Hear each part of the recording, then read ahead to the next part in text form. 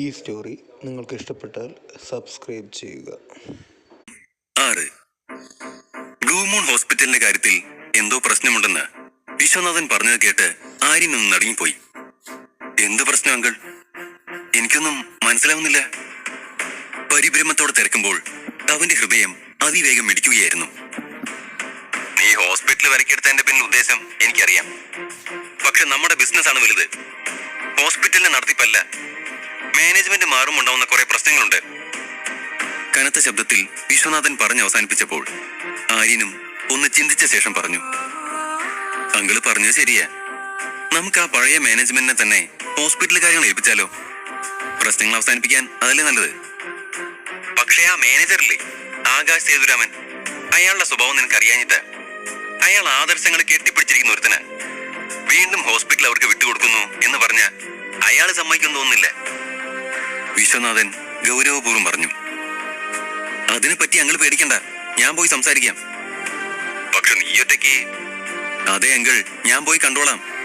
അക്കാര്യം എനിക്ക് വിട്ടേക്ക്. വിശ്വനാഥനെ മുഴുവനാക്കാൻ സമ്മതിക്കാതെ പറയുമ്പോ ആര്യനിൽ എന്തെന്നില്ലാത്ത ആത്മവിശ്വാസമുണ്ടായിരുന്നു. ബ്ലൂ മൂൺ ഹോസ്പിറ്റൽ കൊച്ചിയിലെ തന്നെ വൺ ഓഫ് ദി ബെസ്റ്റ് ഹോസ്പിറ്റലാണ്. നമ്മളിപ്പോ അതിന്റെ ഭാഗമായ സ്ഥിതിക്ക് ആ ഹോസ്പിറ്റലിന്റെ പ്രശസ്തിയിലും പ്രവർത്തനത്തിലും യാതൊരു കോട്ടവും തട്ടരുതെന്ന് എനിക്ക് നിർബന്ധമുണ്ട്. അങ്ങനെ വന്നാ അത് രജപുത്ര ഗ്രൂപ്പിനെ പോലും ബാധിക്കും. വിശ്വനാഥൻ പറയുന്നത് ആര്യൻ ശ്രദ്ധയോടെ കേട്ടു. കാര്യത്തിന്റെ ഗൗരവം മനസ്സിലായതും താൻ കാരണം ഹോസ്പിറ്റലിന് യാതൊരു മാനക്കേടും ഉണ്ടാവില്ലെന്ന് ഉറപ്പ് കൊടുത്തുകൊണ്ട് ആര്യൻ ഫോൺ കട്ട് ചെയ്തു. ഫോൺ കോൾ അവസാനിപ്പിച്ചതും ആര്യന്റെ ചിന്ത മുഴുവൻ ആകാശിനോട് എങ്ങനെ സംസാരിക്കും എന്നതിനെ പറ്റിയായിരുന്നു. അങ്കിളിന് ഉറപ്പ് നൽകിയെങ്കിൽ കൂടിയും എങ്ങനെ അയാളുമായി സംസാരിച്ച് ഒരു തീരുമാനത്തിലെത്തുമെന്ന കാര്യത്തിൽ ആര്യന് യാതൊരു ഊഹം ഉണ്ടായിരുന്നില്ല. ആ കാര്യം ചിന്തിച്ചുകൊണ്ടിരിക്കുകയായിരുന്നു പുറകിൽ നീരവിന്റെ സ്വരം കേട്ടത്. നീ ഇന്ന് കോളേജിൽ പോകുന്നില്ലേ? ഇപ്പൊ തന്നെ ലേറ്റായി. ഇപ്പോഴും വലിയ തെളിച്ചൊന്നുമില്ല നീരവിന്റെ മുഖത്ത്. നിന്റെ ദേഷ്യം ഇനിയും മാറിയില്ലേ? ആര്യൻ ചോദിച്ചു. ഓ, നിങ്ങളോടൊക്കെ ദേഷ്യപ്പെടാനും മാത്രം നമ്മളാരാ? നിങ്ങൾ വലിയ രാജാവല്ലേ. ഒക്കെ തീരുമാനിക്കുന്നത് നിങ്ങൾ തന്നെ. അതൊക്കെ എതിർക്കാൻ നമുക്കെന്ത് അവകാശം? നീരവിന്റെ മുഖത്ത് ദേഷ്യം പ്രകടമല്ലെങ്കിൽ കൂടിയും ആ വാക്കുകളിൽ ഉണ്ടായിരുന്നു അവൻ എത്രമാത്രം ദേഷ്യത്തിലാണെന്ന്. നീ എന്നിങ്ങനെയൊക്കെ പറയുന്നേ? നീ എന്റെ ബെസ്റ്റ് ഫ്രണ്ട് അല്ലേ? അവന്റെ വാക്കുകൾ ആര്യനെ ചെറുതായി വേദനിപ്പിച്ചെങ്കിലും അത് പുറത്തു കാട്ടാതെ നീരവിന്റെ തോളിൽ കൈചേർത്തുകൊണ്ട് ആര്യൻ തുടർന്നു. എനിക്ക് എന്റെ അച്ഛൻ പറഞ്ഞ പോലെ പഠിച്ച് ഡിഗ്രി നേടണം. അതിനാ ഞാൻ ഇത്രയൊക്കെ കഷ്ടപ്പെടുന്നത്. അത് നീ കൂടെ മനസ്സിലാക്കിയില്ലെങ്കിൽ പിന്നെ ആരാടാ മനസ്സിലാക്കുക? ആര്യൻ പറഞ്ഞത് കേട്ടതും നീരവ് അവനോട് ചേർന്ന് നിന്ന് മറുപടി പറഞ്ഞു. എനിക്കറിയാം, പക്ഷേ നീ ചെയ്യുന്ന ത്യാഗമൊന്നും ആരും കാണാൻ പോകുന്നില്ല, മനസ്സിലാക്കുകയില്ല. പിന്നെന്തിനാ? ആരെ കാണിക്കാനാ നീ ഇതൊക്കെ ചെയ്യുന്നേ? പക്ഷേ മുമ്പത്തെ പോലെ ഇനിയും എന്റെ വ്യക്തിത്വത്തെ ചോദ്യം ചെയ്യാൻ ഞാൻ ആരെയും അനുവദിക്കില്ല. ആര്യൻ നീരവിന്റെ കണ്ണിൽ നോക്കിക്കൊണ്ട് പറഞ്ഞു. നീയല്ലേ എന്റെ ബെസ്റ്റ് ഫ്രണ്ട്. എന്റെ എല്ലാ കാര്യങ്ങളും നിനക്കല്ലേ അറിയാവുന്നത്. ആ നീ കൂടി എന്നെ തളർത്തിക്കളഞ്ഞ പിന്നെങ്ങനെയാടാ ഞാൻ എന്റെ ലക്ഷ്യത്തിലെത്തുക? ഇടർച്ചയോടെ പറയുമ്പോ ആര്യന്റെ കണ്ണ് നിറഞ്ഞു.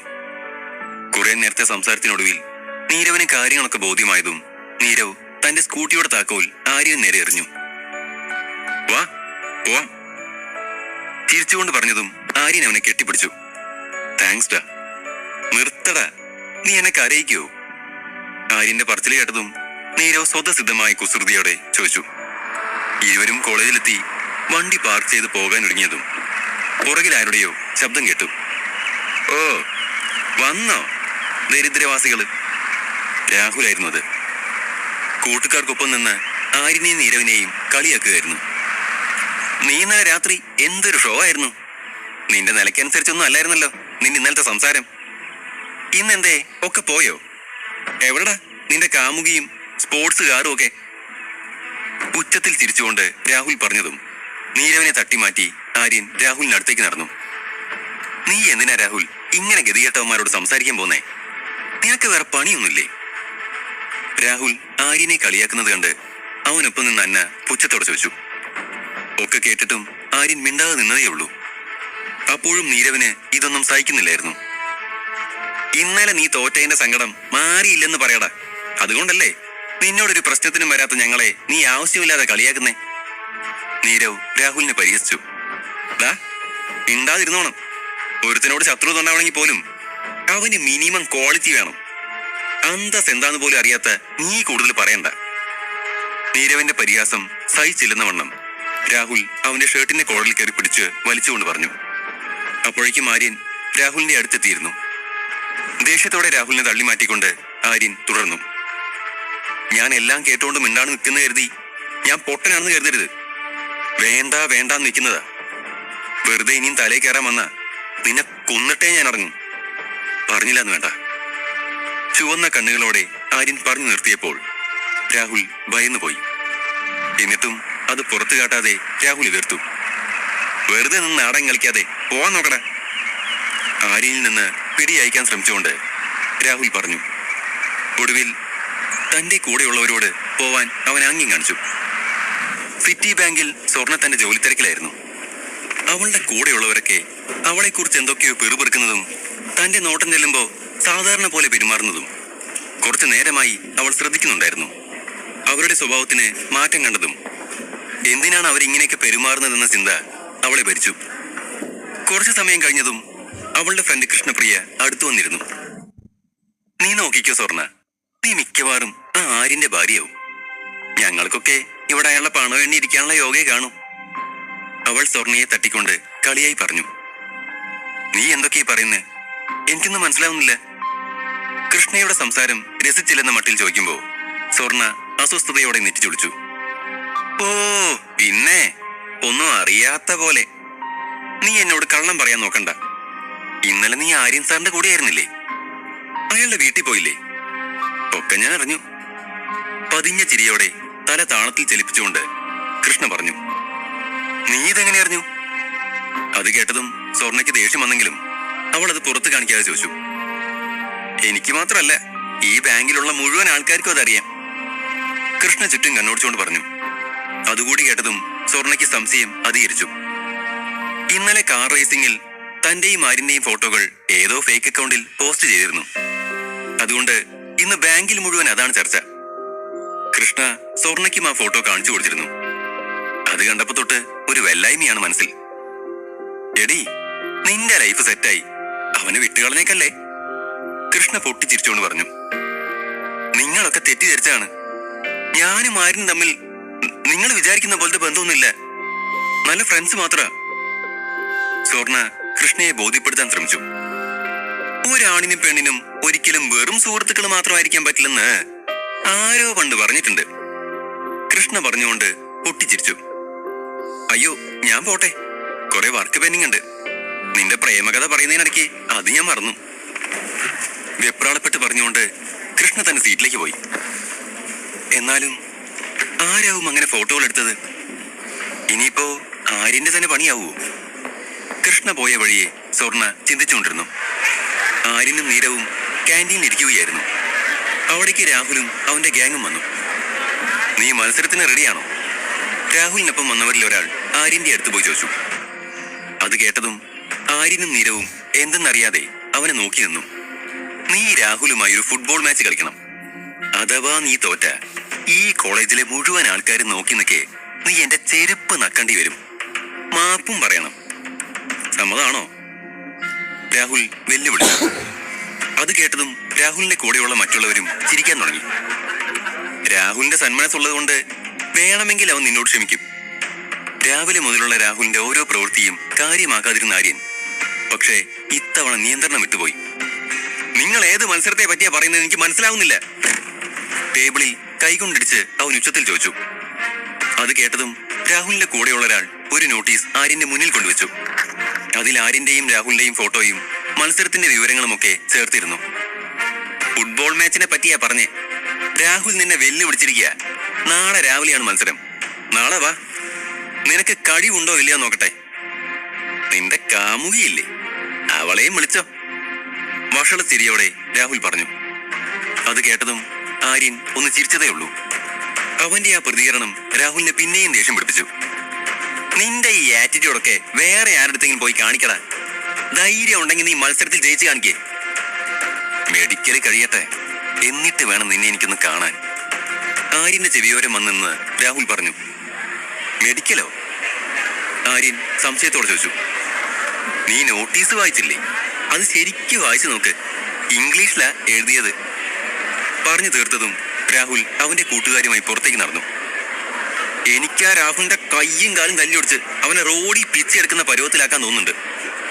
രാഹുൽ പോയ വഴിയെ നോക്കി നീരവ് പല്ല് ഞെരിച്ചുകൊണ്ട് പറഞ്ഞു. നീയത് വിട്, ബുദ്ധിയില്ലാത്തവരോട് സംസാരിച്ചിട്ട് വല്ല കാര്യമുണ്ടോ? ആര്യൻ ചിരിച്ചു. അത് കഴിഞ്ഞതും ഇരുവരും നോട്ടീസ് വായിച്ചു. അതിൽ ഇങ്ങനെ എഴുതിയിരുന്നു: ഇന്ന് വൈകുന്നേരത്തിനുള്ളിൽ നിങ്ങളുടെ രക്തസാമ്പിളുകൾ ഓഫീസിൽ എത്തിക്കേണ്ടതാണ്. മെഡിക്കൽ ടെസ്റ്റ് നടത്താത്ത വിദ്യാർത്ഥികളെ മത്സരത്തിൽ പങ്കെടുപ്പിക്കുന്നതല്ല. വാ, മെഡിക്കൽ റൂമിൽ പോവാ. ബ്ലഡ് സാമ്പിൾ സ്പോർട്സ് ടീച്ചറെ ഏൽപ്പിക്കണം. ആര്യൻ നീരവിനോട് പറഞ്ഞുകൊണ്ട് വേഗത്തിൽ മെഡിക്കൽ റൂം ലക്ഷ്യമാക്കി ഓടി. ആര്യൻ അവിടെ എത്തുമ്പോൾ രാഹുലും സുഹൃത്തുക്കളും അവിടെ ഉണ്ടായിരുന്നു. അവരെന്തോ പ്ലാൻ ഇടുന്നുണ്ടായിരുന്നു. അവിടെ നിന്ന മെയിൽ നേഴ്സിനോട് പണത്തെപ്പറ്റി പേടിക്കണമെന്നും ആര്യന്റെ ബ്ലഡ് ആദ്യം പരിശോധിക്കണമെന്നും അത് രാഹുലിന് കൊടുക്കണമെന്നും അവർ കരാറുണ്ടാക്കി. അയ്യോ, ആരെങ്കിലും പറഞ്ഞാൽ എന്റെ ജോലി തെറിക്കും, നേഴ്സ് പേടിയോടെ പറഞ്ഞു. എന്തെങ്കിലും ആരെങ്കിലും അറിഞ്ഞ ആര്യം പറഞ്ഞിട്ടാണെന്ന് ഞങ്ങൾ പറഞ്ഞോളാം. സാറ് പേടിക്കണ്ട, ആര്യനെ ആരും വിശ്വസിക്കാൻ പോകുന്നില്ല. രാഹുൽ മറുപടി കൊടുത്തു. പണത്തോടുള്ള ആർത്തി കാരണം നേഴ്സ് ആര്യന്റെ ബ്ലഡ് രാഹുലിന് കൈമാറാമെന്ന് സമ്മതിച്ചു. അതേസമയം തന്നെ ആര്യൻ നീരവനൊപ്പം മെഡിക്കൽ റൂമിലേക്ക് എത്തിയിരുന്നു. ഓക്കെ സാർ, എന്റെ കാര്യം കഴിഞ്ഞു, ആര്യനെ നോക്കിക്കൊണ്ട് രാഹുൽ പറഞ്ഞു. ശേഷം ആര്യനെ ഇരുത്തി നോക്കിക്കൊണ്ട് അവിടെ നിന്നും പോയി. ബ്ലഡ് കൊടുത്തു കഴിഞ്ഞതും ആര്യനും നീരവനൊപ്പം ക്ലാസ്സിലേക്ക് മടങ്ങി. ഉച്ച കഴിഞ്ഞതും ആര്യനും നീരവും കൂടി ഹോസ്പിറ്റലിലേക്ക് പോയി. അവർ ഉള്ളിലേക്ക് കടന്നതും സ്വർണ്ണ അവിടെ നിന്ന് ഫോം പൂരിപ്പിക്കുന്നുണ്ടായിരുന്നു. സ്വർണ്ണയെ കണ്ട മാത്രയിൽ ആര്യന്റെ ചുണ്ടിൽ ഒരു ചിരി വിരിഞ്ഞു. ഇരുവരെയും കണ്ട് നീരവനും ചിരി വന്നു.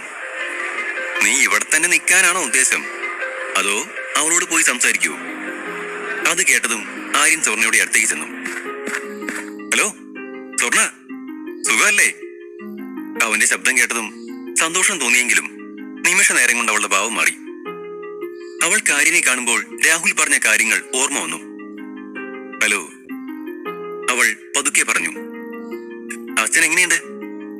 ആര്യൻ ചോദിച്ചു. ഇപ്പൊ കുഴപ്പമൊന്നുമില്ല, അവൾ ഒട്ടും മയമില്ലാതെ പറഞ്ഞു. അപ്പോഴും അവൾ ചിന്തിക്കുകയായിരുന്നു, ആര്യൻ തന്നെ മുതലെടുക്കാൻ ശ്രമിക്കുകയാണോ എന്ന്. അതുകൊണ്ടാണോ അവൻ പിന്തുടരുന്നത്? അവൻ എന്തെങ്കിലും പറയുന്നതിന് മുൻപേ ഞാൻ തന്നെ പറയാം, അവൾ ചിന്തിച്ചു. നിങ്ങൾ എന്താ പറയാൻ പോകുന്നതെന്ന് എനിക്ക് മനസ്സിലായി, സ്വർണ്ണ ആര്യന്റെ മുഖത്ത് നോക്കി പറഞ്ഞു. ആര്യൻ ഒന്നും മനസ്സിലാവാതെ അവളെ നോക്കി. സ്വർണ്ണാകെ വെപ്രാളപ്പെട്ട് നിൽക്കുകയായിരുന്നു. ഞാൻ നിങ്ങളുടെ പണമൊക്കെ എത്രയും പെട്ടെന്ന് തിരിച്ചു തരും, അവൾ ഒരു നിമിഷം ആലോചിച്ച ശേഷം പറഞ്ഞു. അത് കേട്ടതും ആര്യൻ പൊട്ടിച്ചിരിക്കാൻ തുടങ്ങി. അതിന്റെ ആവശ്യമൊന്നുമില്ല, അവൻ അവളുടെ കണ്ണിലേക്ക് നോക്കി പറഞ്ഞു. എനിക്ക് കുറച്ച് തിരക്കുണ്ട്.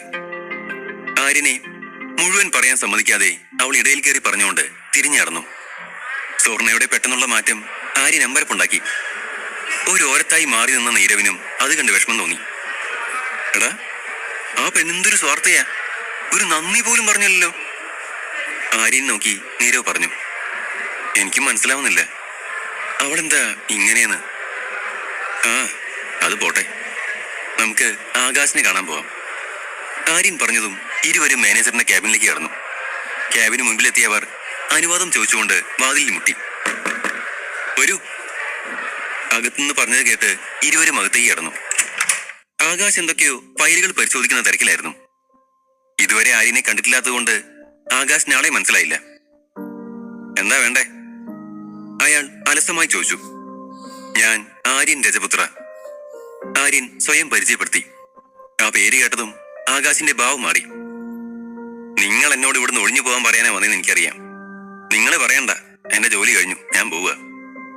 അയാൾ താല്പര്യമില്ലാതെ പറഞ്ഞുകൊണ്ട് ഫയലുകളൊക്കെ അടുക്കി വെച്ചു. അല്ല, നിങ്ങൾ തെറ്റിദ്ധരിച്ചതാ, ഞാൻ അതിനല്ല വന്നത്, അയാളെ നോക്കി ആര്യൻ പറഞ്ഞു. സാർ, എനിക്ക് നിങ്ങളെ മനസ്സിലാവും, നിങ്ങൾ വലിയ പണക്കാരന്. പക്ഷെ നിങ്ങൾ തന്നെ വന്ന് എന്നോട് ഇവിടുന്ന് ഒഴിയണമെന്ന് പറയുന്നതിന്റെ ഉദ്ദേശം എനിക്ക് മനസ്സിലാവുന്നില്ല. നിങ്ങളൊരു ഫോൺ കോൾ മതി ഇവിടെ നിന്ന് എന്നെ ഇറക്കാൻ. പിന്നെ എന്തിനാ സാർ നേരിട്ട് വന്നത്? ആകാശ് ചോദിച്ചു. നിങ്ങൾക്ക് എന്താ വേണ്ടത്, അത് പറയൂ. ആര്യൻ ഉറച്ച ശബ്ദത്തിൽ മറു ചോദ്യം അയച്ചു. ചോദ്യം മനസ്സിലാവാതെ അയാൾ അമ്പരപ്പോടെ ആര്യന്റെ മുഖത്തേക്ക് നോക്കി. എന്താവും ആര്യന്റെ ഉദ്ദേശം? അധ്യായം 7. ആശുപത്രിയുടെ മാനേജർ ആകാശിനെ കണ്ട് സംസാരിക്കുകയാണ് ആര്യൻ. ആകാശിന്റെ ധാർഷ്ട്യം കണ്ടതും ആര്യൻ അയാളെ ഒന്ന് ഇരുത്തി നോക്കി. ഞാൻ ഈ കുറഞ്ഞ കാലത്തിനിടയ്ക്ക് കുറെ ആൾക്കാരെ കണ്ടിട്ടുണ്ട്. അവരുടെ കാര്യങ്ങളൊക്കെ ചോദിച്ചറിഞ്ഞിട്ടുമുണ്ട്. അതുകൊണ്ട് നിങ്ങൾ കാര്യം പറ, എന്താ നിങ്ങളുടെ പ്രശ്നം? ഒരു ഓണർ മാറുന്നതിന് മാനേജർ വഴി മുടക്കി നിൽക്കുന്നത് എന്തിനാ? ആര്യൻ ചോദിച്ചു. ഇവനിതെന്തിന്റെ ഭ്രാന്ത? നീരവ് പല്ല് കടിച്ചുകൊണ്ട് പെറുപെറുത്തു. അവസാനം ആര്യൻ ആകാശിന് മുന്നിലിരുന്നു. ഇനി പറ. മുന്നോട്ടാഞ്ഞിരുന്നുകൊണ്ട് ആര്യൻ വീണ്ടും ചോദിച്ചു. ആര്യന്റെയും നീരവിന്റെയും ചലനങ്ങൾ വീക്ഷിച്ചുകൊണ്ടിരുന്ന ആകാശ് പറഞ്ഞു, സാർ, എനിക്ക് നിങ്ങളോടൊന്നും പറയാനില്ല. അഥവാ ഞാൻ എന്തെങ്കിലും പറഞ്ഞു പോയാൽ കൂടിയും എനിക്ക് തന്നെ പിന്നീടൊരു വിഷമാവും. ഒട്ടും സഹകരിക്കാൻ തയ്യാറാവാതെ ആകാശ് സംസാരിച്ചു. അയാൾ കുറച്ച് ഫയലുകൾ ആര്യൻ നേരെ നീട്ടി. ഇതൊന്ന് നോക്ക്. ബ്ലൂ മൂൺ ഹോസ്പിറ്റൽ കൊച്ചിയിലെ തന്നെ ഏറ്റവും നല്ല ആശുപത്രിയാണ്. ഇവിടുത്തെ മാനേജ്മെന്റും ഡോക്ടേഴ്സും ഒക്കെ പേരും പ്രശസ്തിയുള്ളവരാ. ഞങ്ങളൊക്കെ തന്നെയാ ഈ ഹോസ്പിറ്റൽ ഇന്നത്തെ നിലയിലെത്തിക്കാൻ കാരണവും. അതിനുവേണ്ടി നല്ലോണം പരിശ്രമിച്ചിട്ടുണ്ട്. പക്ഷെ പെട്ടെന്നൊരു ദിവസം ആര്യൻ രജപുത്ര എന്ന് പറയുന്ന ഒരു ബിസിനസ്സുകാരൻ കടന്നു വരുന്നു. അയാൾ ഹോസ്പിറ്റലിൽ വിലക്കെടുക്കുന്നു, എല്ലാം മാറ്റിമറിക്കുന്നു. ഇതുവരെ ഉണ്ടായിരുന്ന പേരും പ്രശസ്തിയും ഒക്കെ ഒറ്റ ദിവസം കൊണ്ട് ഇല്ലാതാക്കുന്നു. അതെവിടുത്തെ നിയമമാണ്? ദേഷ്യവും പുച്ഛവും കലർത്തിക്കൊണ്ട് ആകാശ് പറയുമ്പോഴും ആര്യൻ മിണ്ടാതെ കേട്ടിരുന്നതേ ഉള്ളൂ. ആര്യൻ, ഞാൻ എന്തെങ്കിലും തുറന്നടിച്ച് പറഞ്ഞു പോയാൽ നിങ്ങൾക്ക് വിഷമം തോന്നും. പക്ഷെ അതൊന്നും ഇപ്പൊ എനിക്ക് നോക്കേണ്ട കാര്യമില്ല. യാതൊരു മയവുമില്ലാതെ ആകാശ് തുടർന്നു. എല്ലാ ബിസിനസ്സുകാരും ചെയ്യുന്നത് പോലെ വല്ല പൈസ ഡൊണേറ്റ് ചെയ്യുകയോ ജീവകാരുണ്യ പ്രവൃത്തി ചെയ്യുകയായിരുന്നെങ്കിൽ നിങ്ങളോട് എനിക്ക് ഇത്തിരിയെങ്കിലും മതിപ്പുണ്ടായേനെ. പക്ഷേ ഇതിപ്പോ നിങ്ങൾക്ക് നിങ്ങളുടെ ലാഭം മാത്രമാണ് വലുത്. ആകാശ് ആര്യൻ നോക്കി പറയുമ്പോ അയാളുടെ കണ്ണുകളിലും ശബ്ദത്തിലും ആര്യനോടുള്ള ദേഷ്യം ഉണ്ടായിരുന്നു. അതുവരെ മിണ്ടാതിരുന്ന ആര്യൻ പക്ഷേ ഇതുകൂടി കേട്ടതോടെ മറുപടി പറഞ്ഞു. നിങ്ങൾ പറഞ്ഞല്ലോ, ഇവിടെയുള്ള ഡോക്ടർമാരൊക്കെ സന്മനസ്സുള്ളവരാണ്, രോഗികളോട് അനുകമ്പമുള്ളവരാണ് എന്നൊക്കെ. എന്റെ സുഹൃത്തിന്റെ അച്ഛനെ ഇവിടെ അഡ്മിറ്റ് ചെയ്തിട്ട് ചികിത്സ കൊടുക്കാൻ എന്തേന്ന് ചോദിച്ചപ്പോ അവള് സഹകരിച്ചാ ചികിത്സിക്കാം എന്നാണ് ഇവിടുത്തെ ഒരു ഡോക്ടർ എന്ന മറുപടി. അതാണോ നിങ്ങൾ പറയുന്ന ഹാർഡ് വർക്ക്? അങ്ങനെയൊക്കെ എന്റെ സുഹൃത്തിനോട് പറയുന്നവനെ ഞാൻ വെറുതെ വിടണായിരിക്കും അല്ലേ? അല്ലെങ്കിൽ നിങ്ങൾ നടപടി എടുക്കും വരെ ഞാൻ കാത്തിരിക്കണമായിരിക്കും അല്ലേ? ആര്യന്റെ വാക്കുകൾ ആകാശ് ഞെട്ടലോടെയാണ് കേട്ടത്. അപ്പോ ഒരാൾ തെറ്റ് ചെയ്തെന്ന് വെച്ച് ഹോസ്പിറ്റലിലുള്ള എല്ലാവരെയും ശിക്ഷിക്കുന്നത് ശരിയാണോ? തന്റെ കണ്ണട അഴിച്ച് ടേബിളിൽ വെച്ചുകൊണ്ട് ആകാശ് ചോദിച്ചു. ആ, അതൊക്കെ പോട്ടെ, ഇപ്പൊ നിങ്ങൾ എന്തിനാ വന്നേന്ന് പറ. ആകാശിന്റെ ചോദ്യത്തിന് മറുപടിയായി ആര്യൻ ശാന്തമായി പറഞ്ഞു. ഇറക്കി വിടാൻ വന്നൊന്നുമല്ല, ഞാൻ നിങ്ങളോട് ഇവിടെ തന്നെ തുടരണമെന്ന് പറയാൻ വന്നതാ. ഞാൻ ഈ സ്ഥാപനം വാങ്ങിയതുകൊണ്ട് ഇവിടെ ആരുടെയും ജോലിയെയോ ജീവിതത്തെയോ ബാധിക്കില്ല. ഇവിടെ എല്ലാം മാറ്റിമറിക്കാനല്ല എന്റെ ഉദ്ദേശം. എല്ലാവരുടെയും ജോലി ഇതേപോലെ തുടരണം. നിങ്ങളും ഇതേ സ്ഥാനത്തുണ്ടാവണം. ഇക്കാര്യം എനിക്ക് സമ്മതമല്ലെങ്കിൽ നിങ്ങൾ എന്ത് ചെയ്യും? ആകാശ് ഒന്ന് ചിരിച്ചുകൊണ്ട് തന്നെ ചോദിച്ചു. ഞാനിത് പറഞ്ഞാലും നിങ്ങളിവിടെ തുടരില്ലെന്ന് എനിക്ക് നന്നായി അറിയാം. എന്നാലും ഇവിടുന്ന് പോകണ്ടെന്ന് പറയാനാ ഞാൻ വന്നത്. നിങ്ങൾ ഇവിടെ ഉണ്ടെങ്കിൽ ലക്ഷക്കണക്കിന് ആൾക്കാരുടെ ജീവിതം സുരക്ഷിതമാകുമെന്ന് നിങ്ങൾക്കും അറിയാവുന്നതല്ലേ. ഒരു ആശുപത്രിയിൽ ഡോക്ടർ മാറിയ പ്രത്യേകിച്ച് ഒന്നും സംഭവിക്കാനില്ല. നേരെ മറിച്ച് മാനേജ്മെന്റ് മാറിയ അത് ആശുപത്രിയുടെ മൊത്തം പ്രവർത്തനത്തെ തന്നെ ബാധിക്കും. അത് വേണ്ട. ആര്യൻ പറഞ്ഞത് കേട്ട് ആകാശ് ചിന്തയിലാണ്ടു. നിങ്ങൾ ഇവിടുന്ന് പോവില്ലെന്ന് ഞാൻ വിശ്വസിക്കുകയാണ്. എനിക്ക് വേണ്ടിയല്ല, എത്രയോ ദൂരെ നിന്ന് വരെ ബ്ലൂ മൂൺ ഹോസ്പിറ്റലിനെ വിശ്വസിച്ച് വരുന്ന ആൾക്കാർക്ക് വേണ്ടി നിങ്ങൾ ഇവിടെ വേണം. എനിക്ക് കുറച്ച് സമയം തരണം, ഞാൻ ആലോചിച്ചിട്ട് പറയാം. ആകാശ് മറുപടി കൊടുത്തു. സമയമെടുത്ത് ആലോചിച്ചിട്ട് ഒരു തീരുമാനം പറഞ്ഞാൽ മതി. ലക്ഷക്കണക്കിന് ആൾക്കാരാ നിങ്ങളെയും ഈ ഹോസ്പിറ്റലിനെ വിശ്വസിച്ച് നിൽക്കുന്നത്. അതില്ലാതാക്കരുത്. അതും പറഞ്ഞ് ആര്യൻ പുറത്തേക്കിറങ്ങി. അവനൊപ്പം നീരവും. രണ്ടുപേരും ലിഫ്റ്റിനടുത്തേക്ക് നടന്നു. എടാ, എന്നാലും ആ ആകാശ് എന്തൊരു ദുഷ്ടനല്ലേ. പറ്റില്ല എന്ന് എടുത്തടിച്ച പോലെ പറയാൻ അയാൾക്ക് എങ്ങനെ തോന്നി? നീരവ് പറഞ്ഞതും ആര്യൻ ഒന്നും മിണ്ടിയില്ല. ഇരുവരും ലിഫ്റ്റിൽ കയറി. സ്വർണയും ഉണ്ടായിരുന്നു അതിനുള്ളിൽ. അവളവരെ കണ്ട ഭാവം നടിച്ചില്ല. ഹായ്, എന്തൊരു കോയിൻസിഡൻസ്. ദൈവം നമ്മളെ പിന്നെയും കൂട്ടിമുട്ടിച്ചു. സ്വർണയെ കണ്ട ആര്യൻ ആവേശത്തോടെ പറഞ്ഞുകൊണ്ട് ചിരിച്ചു. അത് കണ്ടതും അവൾ താല്പര്യമില്ലാത്ത മട്ടിലൊന്ന് തലയാട്ടി. എന്താ ഒരു വിഷമം പോലെ? എന്തെങ്കിലും പ്രശ്നമുണ്ടോ? അച്ഛനിപ്പോ എങ്ങനെയുണ്ട്? ഓക്കെ അല്ലേ? ആര്യൻ വെപ്രാളപ്പെട്ട് ചോദിച്ചു. നിങ്ങളോട് എത്ര പ്രാവശ്യം പറയണം, അച്ഛനൊരു കുഴപ്പമില്ല, അവൾ അസ്വസ്ഥതയോടെ പറഞ്ഞു. സ്വർണയുടെ ഈ ഭാവമാറ്റം പ്രതീക്ഷിച്ചില്ലെന്ന പോലെ ആര്യനും നീരവും അവളെ അമ്പരപ്പോടെ നോക്കി. എന്താ പറ്റി സ്വർണ, കാര്യം പറ, ആര്യൻ ചോദിച്ചപ്പോഴേക്കും ലിഫ്റ്റ് 7ാം നിലയിലെത്തിയിരുന്നു. ആ ചോദ്യത്തിന് ഉത്തരം പറയാതെ സ്വർണ ഇറങ്ങിപ്പോയി. ആ പെണ്ണിനോട് പോയി കാര്യം തിരക്കാൻ നിന്നോട് ഞാൻ പ്രത്യേകം പറയണോ? ചോദിച്ചുകൊണ്ട് നീരവ് വേഗം ആര്യനെ തള്ളി പുറത്താക്കി താഴത്തെ നിലയിലേക്ക് പോയി. സ്വർണയെ കണ്ടതും അവൻ പേര് വിളിച്ചു. അത് കേൾക്കി അവൾ തിരിഞ്ഞു നോക്കി. അത് കണ്ട ആര്യൻ അവിടെ ഇരിക്കുന്നത് പോലെ അഭിനയിച്ച് അവളെ നോക്കി. അതോടെ സ്വർണ അവനെ ദേഷ്യത്തോടെ നോക്കിക്കൊണ്ട് അവിടുന്ന് പോവാൻ തുടങ്ങി. എന്റെ ചോദ്യത്തിന് ഉത്തരം തരാതെ നീ ഇവിടുന്ന് പോവില്ല സ്വർണ, അവൻ ഉറക്കെ വിളിച്ചു പറഞ്ഞു. അതും പറഞ്ഞ് ആര്യൻ എണീറ്റ് അവൾക്ക് അടുത്തേക്ക് നടന്നു. അവന്റെ വരവ് കണ്ടതും ഭയം കൊണ്ട് സ്വർണയ്ക്ക് തൊണ്ട വരണ്ടു. ദൈവമേ, എന്നെ രക്ഷിക്കണേ, എന്തു കുറ്റമാണ് ഞാൻ ചെയ്തതെന്ന് എനിക്കറിയില്ല, എന്നെ രക്ഷിക്കണേ ഭഗവാനെ, അവൾ മനസ്സിൽ പറഞ്ഞുകൊണ്ടിരിക്കുമ്പോൾ ആര്യൻ അവൾക്കടുത്തേക്ക് നടന്നെത്തിയിരുന്നു. ഞാൻ ചോദിക്കുന്ന ചോദ്യങ്ങൾക്ക് കൃത്യമായി മറുപടി തരണം, ആര്യൻ ഗൗരവത്തോടെ പറഞ്ഞു. ആര്യൻ, നിങ്ങൾ വലിയ ആളാ, സ്വർണ്ണ പറഞ്ഞു തുടങ്ങിയതും അതെനിക്കറിയാം എന്ന് പറഞ്ഞ് ആര്യൻ ഇടയിൽ കയറി. ഞാനൊരു പാവം സാധാരണക്കാരിയാ, എനിക്കെന്റെ അഭിമാനം വലുത്. നിങ്ങളെന്റെ സുഹൃത്താണ്, എന്നെ ഒരുപാട് സഹായിച്ചിട്ടുണ്ട്, അതൊന്നും ഞാൻ ഈ ജന്മം മറക്കില്ല. പക്ഷേ അതിന്റെ പേര് പാതിയിൽ നിർത്തിക്കൊണ്ട് സ്വർണ്ണ പോകാൻ തുടങ്ങിയതും ആര്യൻ പെട്ടെന്ന് അവളുടെ കയ്യിൽ കയറി പിടിച്ചു.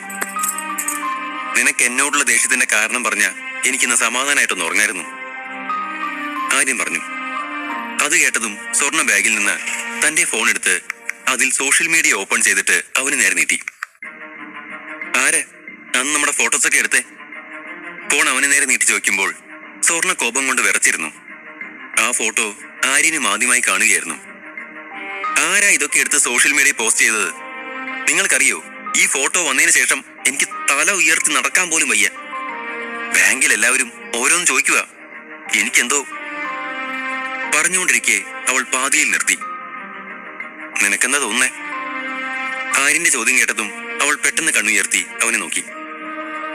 രാഹുൽ പറഞ്ഞത് ശരിയാണെന്ന് എനിക്കിപ്പോ തോന്നുന്നുണ്ട്. നിങ്ങൾ എന്റെ അവസ്ഥ മുതലെടുക്കാണെന്ന്. അന്നയെ ചതിച്ച പോലെ എന്നെ നിങ്ങൾ ചതിക്കും. എന്താ നീ എന്തൊക്കെ വിഡിത്തങ്ങളെ വിളിച്ചു പറയുന്നേ? ആരാ ഈ ഫോട്ടോസ് എടുത്തതെന്ന് കൂടി എനിക്കറിയില്ല, പക്ഷെ ഞാനത് കണ്ടുപിടിക്കും. പിന്നെ എനിക്ക് നിന്നോട് മോശമായി പെരുമാറണം എന്നായിരുന്നെങ്കിൽ അന്ന് രാത്രി തന്നെ അതാവായിരുന്നു. നീ ഒറ്റയ്ക്കല്ലേ അന്നുണ്ടായിരുന്നേ, അന്ന് എനിക്ക് ചെയ്തുകൂടെ? മൂന്നാമത്തെ കാര്യം, ഞാനല്ല അന്നയെ ചതിച്ചേ, അവളാ എന്നെ കോളേജ് മുഴുവൻ നോക്കി നിൽക്കെ അപമാനിച്ചത്. ഇനിയും നീ രാഹുൽ പറഞ്ഞത് വിശ്വസിക്കുന്നുണ്ടോ? ആര്യൻ ശബ്ദമുയർത്തി ചോദിച്ചു. അല്ലേ തന്നെ നിന്നോട് ഞാനിതൊക്കെ എന്തിനാ പറയുന്നേ? നിനക്ക് എന്നോട് എന്തെങ്കിലും തെറ്റിദ്ധാരണ ഉണ്ടെങ്കിൽ മാറിക്കോട്ടെ എന്ന് വെച്ചാ ഞാൻ കാര്യം തിരക്കിയത്.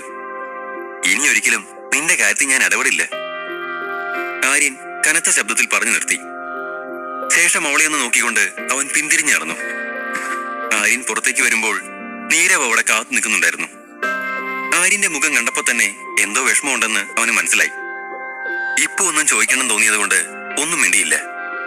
കുറച്ചു കഴിഞ്ഞതും ഒരു ടാക്സി പിടിച്ച രണ്ടുപേരും ഹോസ്റ്റലിലേക്ക് മടങ്ങി.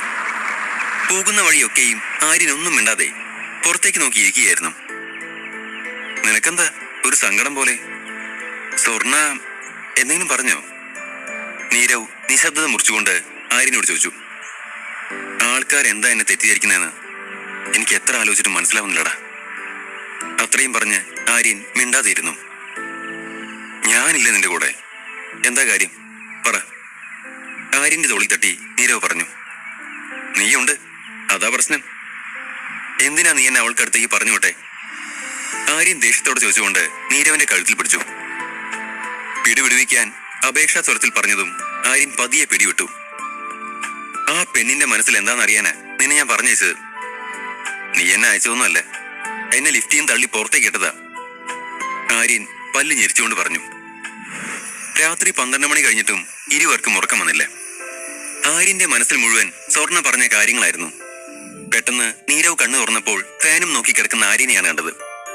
നീരവ് അവന്റെ കൈകൾ 3 വട്ടം ആര്യൻ കാണാനായി കുടഞ്ഞപ്പോ സംശയത്തോടെ ആര്യൻ അവനെ നോക്കി. നീ ഇനിയും ഉറങ്ങിയില്ലേ? നീരവ് ഉറക്കച്ചടവോട് ചോദിച്ചു. നീയും ഉറങ്ങിയില്ലേ? ആര്യനും ചോദിച്ചു. നീ പേടിക്കൊന്നും വേണ്ട, സ്വർണയ്ക്ക് നിന്നെ മനസ്സിലാവും. ഇപ്പോഴും നിന്നെ അവളുടെ ഒരു ഫ്രണ്ടായിട്ട് തന്നെയല്ലേ കാണുന്നേ. അതുകൊണ്ട് സമാധാനിക്ക്, ഒക്കെ നേരെയാവും. ഞാനല്ലേ പറയുന്നേ, ഇപ്പൊ ഉറങ്ങാൻ നോക്ക്. നീരവ് പറഞ്ഞു. അതൊന്നും അല്ലടാ പ്രശ്നം. ആര്യൻ ഫാൻ നോക്കിക്കൊണ്ട് പറഞ്ഞു. പിന്നെന്താ പ്രശ്നം? ഒറ്റയ്ക്കായ പോലെ തോന്നുന്നുണ്ടോ? നിനക്ക് എന്നോട് തുറന്നു പറ. നീരവ് ആര്യൻ നേരെ തിരിഞ്ഞുകൊണ്ട് ചോദിച്ചു. ശരിയാ, ഞാൻ ഒറ്റയ്ക്കാ. എന്താ ചെയ്യാൻ പറ്റുക നിനക്ക്? അത് കേട്ടതും ആര്യൻ നീരവിനെ തുറച്ചു നോക്കി ദേഷ്യത്തോടെ ചോദിച്ചു. എടാ, നീ കാര്യം എന്താന്ന് പറ, ഇല്ലെങ്കിൽ ഇന്ന് നടന്ന പോലെ എന്തെങ്കിലുമൊക്കെ നടക്കും. നീരവ് കളിയായി പറഞ്ഞു. അത് കേട്ടിട്ടും ആര്യൻ ഒന്നും പറഞ്ഞില്ല. അതുപോട്ടെ, ഞാൻ വേറൊരു കാര്യം ചോദിക്കട്ടെ. നിനക്കന്ന് സോഷ്യൽ മീഡിയയിൽ കണ്ട പെണ്ണിനെ ഇഷ്ടമായോ? അവള് ക്യൂട്ടല്ലേ, പറ. നീരവ് ആവേശത്തോടെ ചോദിച്ചു. അത് കേട്ടതും ആര്യന്റെ ഭാവം മാറി. അവൻ ഉത്തരമൊന്നും പറയാതെ ഫാനിൽ തന്നെ നോട്ടം ഉറപ്പിച്ചു. നിന്നോട് ചോദിച്ചിട്ടൊന്നും ഒരു കാര്യമില്ല, വെറുതെ സമയം കളയാൻ. നീ നിന്നെ ഇഷ്ടം പോലെ ചെയ്തോ, ഞാൻ ഉറങ്ങാൻ പോവുക. നീരവ് പറഞ്ഞുകൊണ്ട് തിരിഞ്ഞു കിടന്ന് ഉറങ്ങാൻ തുടങ്ങി. ആര്യൻ പിന്നെയും ചിന്തയിൽ മുഴുകിക്കിടന്നു. പിറ്റേന്ന് 9 മണിക്ക് അവർ കോളേജിലെത്തി. ഫുട്ബോൾ മാച്ച് തുടങ്ങാൻ കുറച്ച് സമയം കൂടിയേ ബാക്കിയുള്ളൂ. നീരവും ആര്യനും ക്യാൻറ്റീനിൽ ചായ കുടിച്ചുകൊണ്ടിരിക്കുകയാണ്. ഈ സമയം രാഹുൽ പ്യൂണിനെ വിളിച്ചിട്ട് എന്തോ ഒരു പേപ്പർ കൊടുത്തതിന് ശേഷം സ്പോർട്സ് ടീച്ചർ ശ്രീദേവിയുടെ അടുത്ത് കൊണ്ട് കൊടുക്കാനും ശ്രീദേവി ടീച്ചർ പറയുന്ന പോലെ ചെയ്യാനും നിർദ്ദേശിച്ചുകൊണ്ട് 500 രൂപയും കൊടുത്തയച്ചു. അയാൾ ശരിയെന്ന് സമ്മതിച്ചുകൊണ്ട് അവിടെ നിന്നും പോയി. മേഡം, ഇത് ആര്യ എന്ന് പറഞ്ഞൊരു കുട്ടി തരാൻ പറഞ്ഞതാ. അത്രയും പറഞ്ഞുകൊണ്ട് അയാൾ പേപ്പർ അവർക്ക് നേരെ നീട്ടി. അവിടെ വെച്ചേക്ക്. ലാപ്ടോപ്പിൽ നിന്ന് കണ്ണു മാറ്റാതെ അവർ പറഞ്ഞു. നിങ്ങളെന്തിനാ നോക്കി നിൽക്കുന്നേ? അവിടെ വെച്ചിട്ട് പൊക്കോളാം, ഞാൻ പറഞ്ഞില്ലേ. ഞാൻ പിന്നീട് നോക്കിക്കോളാം, ഈ വർക്കൊന്ന് തീർക്കട്ടെ. തന്നെ നോക്കി നിൽക്കുന്ന അയാളോട് ശ്രീദേവി തന്റെ പരുക്കൻ ശബ്ദത്തിൽ പറഞ്ഞു. മേഡം, ഇത് അവന്റെ ജീവിത പ്രശ്നമാണെന്ന് ആ ചെറുക്കൻ പറഞ്ഞത്, അതുകൊണ്ട് വേഗം ഇതൊന്ന് നോക്കണം. അയാൾ പേടിയോടെ പറഞ്ഞു. ജീവിത പ്രശ്നോ? അതിനു മാത്രം ഈ കത്തിലെന്താ ഉള്ളത്? ശ്രീദേവി അമ്പരപ്പോടെ ചോദിച്ചു. അവരാ കത്ത് പ്യൂണിന്റെ കയ്യിൽ നിന്നും വാങ്ങിയപ്പോൾ അയാൾ പുറത്തേക്ക് ഇറങ്ങി. രാഹുലും കൂട്ടരും അപ്പോഴേക്കും അവിടെ എത്തിയിരുന്നു. ടീച്ചറിന്റെ പ്രതികരണം എന്താണെന്ന് അറിയാൻ അവർ സ്റ്റാഫ് റൂമിന്റെ ജനലിന് പുറത്ത് ആകാംക്ഷയോടെ കാത്തുനിന്നു. ശ്രീദേവി ആ കത്ത് തുറന്നതും ചെറിയ രീതിയിൽ അതിൽ നിന്ന് ചോരയേറ്റ് വീഴുന്നുണ്ടായിരുന്നു.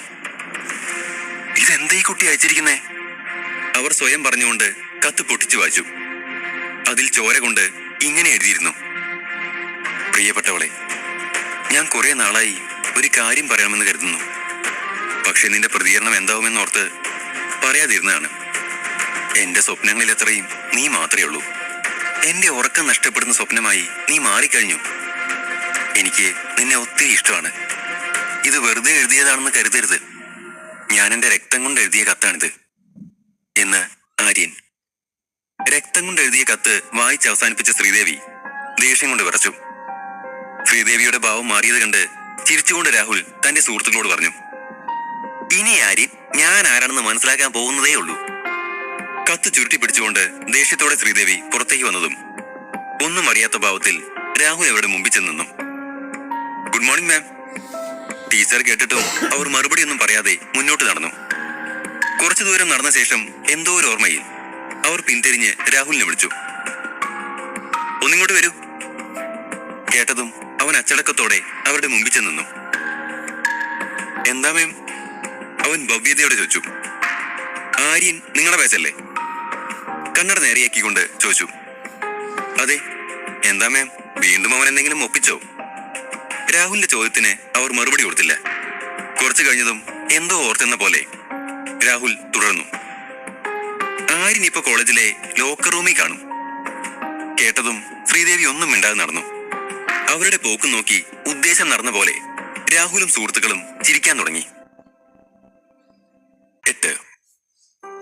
ആര്യന്റേതെന്ന് കരുതിയ പ്രേമലേഖനം കിട്ടിയ ശേഷം ആര്യനെ അന്വേഷിച്ച് ശ്രീദേവി ടീച്ചർ എത്തുമ്പോൾ ആര്യൻ ആൺകുട്ടികൾക്കുള്ള മുറിയിലിരുന്ന് ഫുട്ബോൾ മാച്ചിനുള്ള ഒരുക്കങ്ങൾ നടത്തുന്ന തിരക്കിലായിരുന്നു. ശ്രീദേവി ടീച്ചറെ പെട്ടെന്ന് അവിടെ കണ്ടതും അവിടെ ഉണ്ടായിരുന്ന കുട്ടികളൊക്കെ ഒരു നിമിഷത്തേക്കൊന്ന് പരിഭ്രമിച്ചു. ചിലരൊക്കെ വസ്ത്രം മാറുന്നുണ്ടായിരുന്നു. അവരെ കണ്ടതും കുട്ടികൾ മാറി നിന്നു.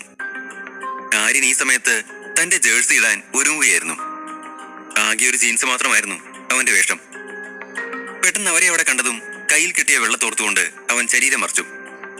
അവന്റെ പ്രവൃത്തി കണ്ടതും ശ്രീദേവിക്ക് ദേഷ്യം വന്നു.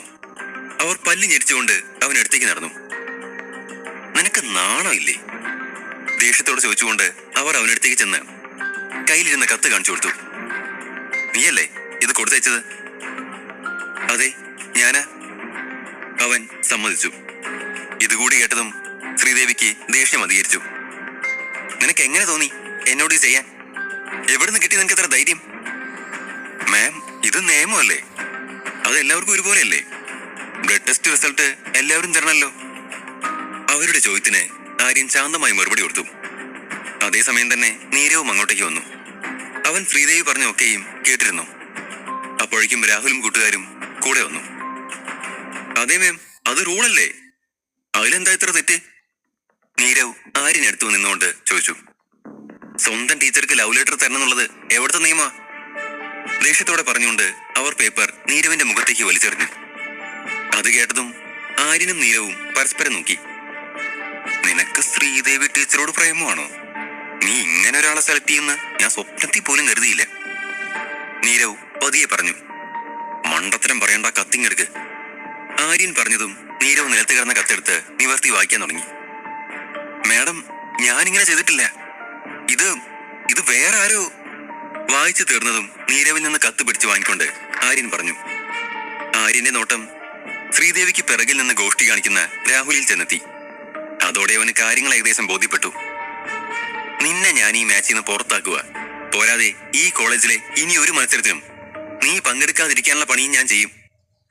ദേഷ്യത്തോടെ പറഞ്ഞു തീർത്ത് അവർ പുറത്തേക്ക് നടന്നു. മാഡം, എന്നെ വിശ്വസിക്കണം, ഞാൻ ഇങ്ങനെയൊന്നും ചെയ്തിട്ടില്ല. ശരിക്കും നിങ്ങൾ ബ്ലഡ് റിസൾട്ട് തരാൻ പറഞ്ഞുകൊണ്ടാ ഞാനത് ചെയ്തേ. മറ്റൊന്നും എനിക്കറിയില്ല. വേറൊരാൾ ഇങ്ങനെയൊരു ചതി അതിനിടയിൽ ചെയ്യുന്ന എനിക്കറിയില്ലായിരുന്നു. അവർക്ക് പിന്നാലെ ഓടിക്കൊണ്ട് പറഞ്ഞു. ശേഷം തന്റെ പുറകിൽ നിന്ന് ഗോഷ്ടി കാണിക്കുന്ന രാഹുലിനെ ഒന്ന് തറപ്പിച്ചു നോക്കി. നിർത്തിക്കോ, ഇതെന്റെ തീരുമാന, ഞാനീ നടത്തും. ദേഷ്യത്തോടെ പറഞ്ഞുകൊണ്ട് ശ്രീദേവി നടന്നകന്നു. തന്റെ ഭാഗം പറഞ്ഞു മനസ്സിലാക്കാനായി ആര്യൻ പുറകെ പാഞ്ഞിട്ടും ഒരു ഫലവും ഉണ്ടായില്ല. പെട്ടെന്ന് ടീച്ചറുടെ മൊബൈൽ റിംഗ് ചെയ്തു. ഫോൺ എടുത്തപ്പോ മറുപുറത്ത് നിന്ന് പറയുന്നത് കേട്ടതും എന്ത്? അതെങ്ങനെ സംഭവിച്ചു? ഞെട്ടലോടെ അവർ ചോദിച്ചു. സാരമില്ല, ഞാൻ നോക്കിക്കോളാം. മറുപടി കൊടുത്തുകൊണ്ട് ടീച്ചർ ഫോൺ കട്ട് ചെയ്തു. അപ്പോഴും ആര്യൻ അവരുടെ അടുത്ത് തന്നെ ഉണ്ടായിരുന്നു. നീ മത്സരത്തിന് റെഡി ആയിക്കോ, ശ്രീദേവി പെട്ടെന്ന് ആര്യൻ നോക്കി പറഞ്ഞു. അവർ പറഞ്ഞത് വിശ്വസിക്കാനാവാതെ നിന്നു ആര്യൻ. നിന്റെ ടീം ക്യാപ്റ്റന് ഒരു ആക്സിഡന്റ്, അതുകൊണ്ട് നിന്നെയാ ഞാൻ ആ സ്ഥാനത്തേക്ക് നിർദ്ദേശിച്ചിരിക്കുന്നത്. മത്സരം ജയിക്കണം. ശ്രീദേവി അത് പറഞ്ഞതും ആര്യൻ കൊച്ചുകുട്ടിയെ പോലെ തുള്ളിച്ചാടി. പക്ഷേ നീ ചെയ്തതിനുള്ള ശിക്ഷ എങ്ങനെയും കിട്ടും, ശ്രീദേവി പരുക്കൻ ശബ്ദത്തിൽ പറഞ്ഞു. നിങ്ങൾ എന്ത് ശിക്ഷ തന്നാലും ഞാൻ സ്വീകരിച്ചോളാം, ആര്യൻ വിനയത്തോടെ പറഞ്ഞു. മത്സരം തുടങ്ങാൻ ഇനി 25 മിനിറ്റ് കൂടെ ഉള്ളൂ, ശ്രീദേവി ടീച്ചർ വാച്ചിൽ നോക്കി ആര്യനോട് പറഞ്ഞു. അത് കേട്ടതും ആര്യൻ ഇരുന്നിട്ട് നിന്നും എഴുന്നേറ്റ് അനുസരണയുള്ള കുട്ടിയെ പോലെ അവർ പറയുന്നത് കേൾക്കാൻ കാത്തു. 25 തവണ ഗ്രൗണ്ട് ചുറ്റുക. ശ്രീദേവി പറഞ്ഞതും മറുത്തൊന്നും പറയാതെ ആര്യൻ ഗ്രൗണ്ട് ലക്ഷ്യമാക്കി നടന്നു. ഓടിക്കൊണ്ടിരിക്കെ അവന്റെ നോട്ടം സ്റ്റേഡിയത്തിന്റെ ആളൊഴിഞ്ഞ ഭാഗത്തെ ബെഞ്ചിലിരിക്കുന്ന അന്നയിലും രാഹുലിലും തങ്ങി നിന്നു. രാഹുൽ അന്നയുടെ ചുണ്ടിൽ ആഴത്തിൽ ചുംബിക്കുകയാണ്. അന്ന രാഹുലിനെ തന്റെ നീണ്ട വിരലുകളാൽ അവന്റെ ദേഹത്ത് മുറുക്കെ പിടിച്ചിരിക്കുന്നു. ഇത് കണ്ടതും ആര്യൻ ഓട്ടത്തിന്റെ വേഗത കൂട്ടി. അവരുടെ കണ്ണിൽപ്പെടാതെ ഓടുന്നതിനിടയിൽ തന്നെ അന്നയുടെ ശബ്ദം അവന്റെ കാതിൽ വീണു. ഇന്നത്തെ മാച്ച് നീ ജയിച്ച ഞാനൊരു സമ്മാനം തരും. എന്നുവെച്ച ഇന്ന് എന്റെ മുറിയിൽ നീയും ഞാനും മാത്രമായിരിക്കും എന്നല്ലേ? അവൾ പറഞ്ഞതും രാഹുൽ ഒരു കുസൃതിയോടെ ചോദിച്ചു. യെസ്, നീയും ഞാനും മാത്രം, അന്ന ഒരു പ്രത്യേക ഭാവത്തിൽ പറഞ്ഞു. ഇത്തവണ എന്തോ അവരുടെ സംസാരങ്ങൾക്ക് ആര്യൻ ചെവി കൊടുത്തില്ല. അന്നയെ പോലൊരു പെണ്ണിനെ പ്രപ്പോസ് ചെയ്യാൻ തോന്നിയതിൽ അവന് സ്വയം പുച്ഛം തോന്നി. ആര്യൻ പെട്ടെന്ന് തന്നെ അവന്റെ ശിക്ഷ തീർക്കാൻ തീരുമാനിച്ചു. ഇനിയും 10 മിനിറ്റ് മാത്രമേ മാച്ച് തുടങ്ങാൻ ബാക്കിയുള്ളൂ. ഈ മാച്ച് അത്രയും പ്രധാനപ്പെട്ടതാണെന്ന് അവൻ അറിയാമായിരുന്നു. മാച്ച് ജയിച്ചാൽ മാത്രമേ അവൻ ചെയ്യാത്ത കുറ്റത്തിന് ശ്രീദേവി ടീച്ചർ ക്ഷമിക്കുകയുള്ളൂ. ഈ മാച്ച് സയൻസ് ഡിപ്പാർട്ട്മെന്റും കൊമേഴ്സ് ഡിപ്പാർട്ട്മെന്റും തമ്മിലാണ് നടക്കുന്നത്. അതുകൊണ്ട് തന്റെ കൊമേഴ്സ് ടീം തോൽക്കാൻ പാടില്ലെന്ന് ആര്യൻ നിർബന്ധമുണ്ടായിരുന്നു. കുറച്ചു സമയത്തിനകം ആര്യൻ 25 റൗണ്ട് ഓട്ടം പൂർത്തിയാക്കി. എല്ലാവരും ഗ്രൗണ്ടിലേക്ക് എത്തിച്ചേർന്നു. ആര്യന്റെ ടീം ചുവപ്പ് ജേഴ്സിയും രാഹുലിന്റെ ടീം മഞ്ഞ ജേഴ്സിയുമായിരുന്നു ധരിച്ചിരുന്നത്. കുറച്ച് സുന്ദരി പെൺകുട്ടികൾ ചിയർ ഗേൾസായി 2 ടീമിലും ഉണ്ടായിരുന്നു. അന്നയും മത്സരം കാണാൻ വന്നിരുന്നു. അവൾ ഇടയ്ക്കിടെ രാഹുലിന് ഫ്ലൈയിങ് കിസ് കൊടുക്കുന്നുണ്ടായിരുന്നു. മാച്ച് അനൗൺസ് ചെയ്തതും ഇരു ടീമുകളും പരസ്പരം ഷേക്ക് ഹാൻഡ് ചെയ്തു. ആര്യനും രാഹുലും കൈ കൊടുത്തതും കൊള്ളാം, നീ ക്യാപ്റ്റൻ ആയല്ലേ എന്ന് പറഞ്ഞുകൊണ്ട് ആര്യന്റെ കൈ രാഹുൽ ഒന്ന് മുറുക്കി പിടിച്ചു. നിന്റെ വാടകയെ കാമുകിയെ കാണാനില്ലല്ലോടാ. വാടക കൃത്യം കൊടുത്തില്ലേ? നോക്ക്, എന്റെ കാമുകി ആ ഡ്രസ്സിൽ എത്ര സെക്സിയാണെന്ന്. ആര്യന് മാത്രം കേൾക്കാൻ പാകത്തിന് പറഞ്ഞുകൊണ്ട് രാഹുൽ പിന്നെയും അന്നയ്ക്ക് ഫ്ലൈയിങ് കിസ് കൊടുത്തു. ചിയർ ഗേൾസിനൊപ്പം തുള്ളാൻ മാത്രം നിന്റെ കാമുകിയെ പോലെ എന്റെ കാമുകി അത്ര ഗതികെട്ടവളല്ല, മനസ്സിലായോടാ? ആര്യൻ മറുപടി പറഞ്ഞു. ആര്യൻ എവിടെ? അവർ സംസാരിച്ചുകൊണ്ടിരിക്കെ ആരോ വിളിച്ചു ചോദിച്ചതും ആര്യൻ കാണികൾക്കിടയിലേക്ക് നോക്കി. സ്വർണ അവനെ നോക്കി ചിരിക്കുന്നു. അവന് വല്ലാത്ത സന്തോഷം തോന്നി. അവൻ ആവേശത്തോടെ അവൾക്ക് നേരെ കൈവീശി. സ്വർണയെ കണ്ടതും രാഹുൽ ഞെട്ടിപ്പോയി. രാഹുലും അവൾക്ക് നേരെ കൈവീശെങ്കിലും അവൾ പെട്ടെന്ന് മുഖം തിരിച്ചു കളഞ്ഞു. ഞാൻ നിന്നോട് പറഞ്ഞതല്ലേ, നിന്റെ കാമുകിയെ പോലെ ചീപ്പല്ല എന്റെ കാമുകിയെന്ന്. ആര്യൻ ചിരിയോടെ പറഞ്ഞു. അത് കഴിഞ്ഞതും വിസിലടിച്ചു. മാച്ച് ആരംഭിച്ചു. കാണികളുടെ ഹൃദയമെടുപ്പ് വർദ്ധിച്ചു. കുറച്ചു കഴിഞ്ഞതും രാഹുലിന്റെ ടീം ആദ്യ ഗോളടിച്ചു.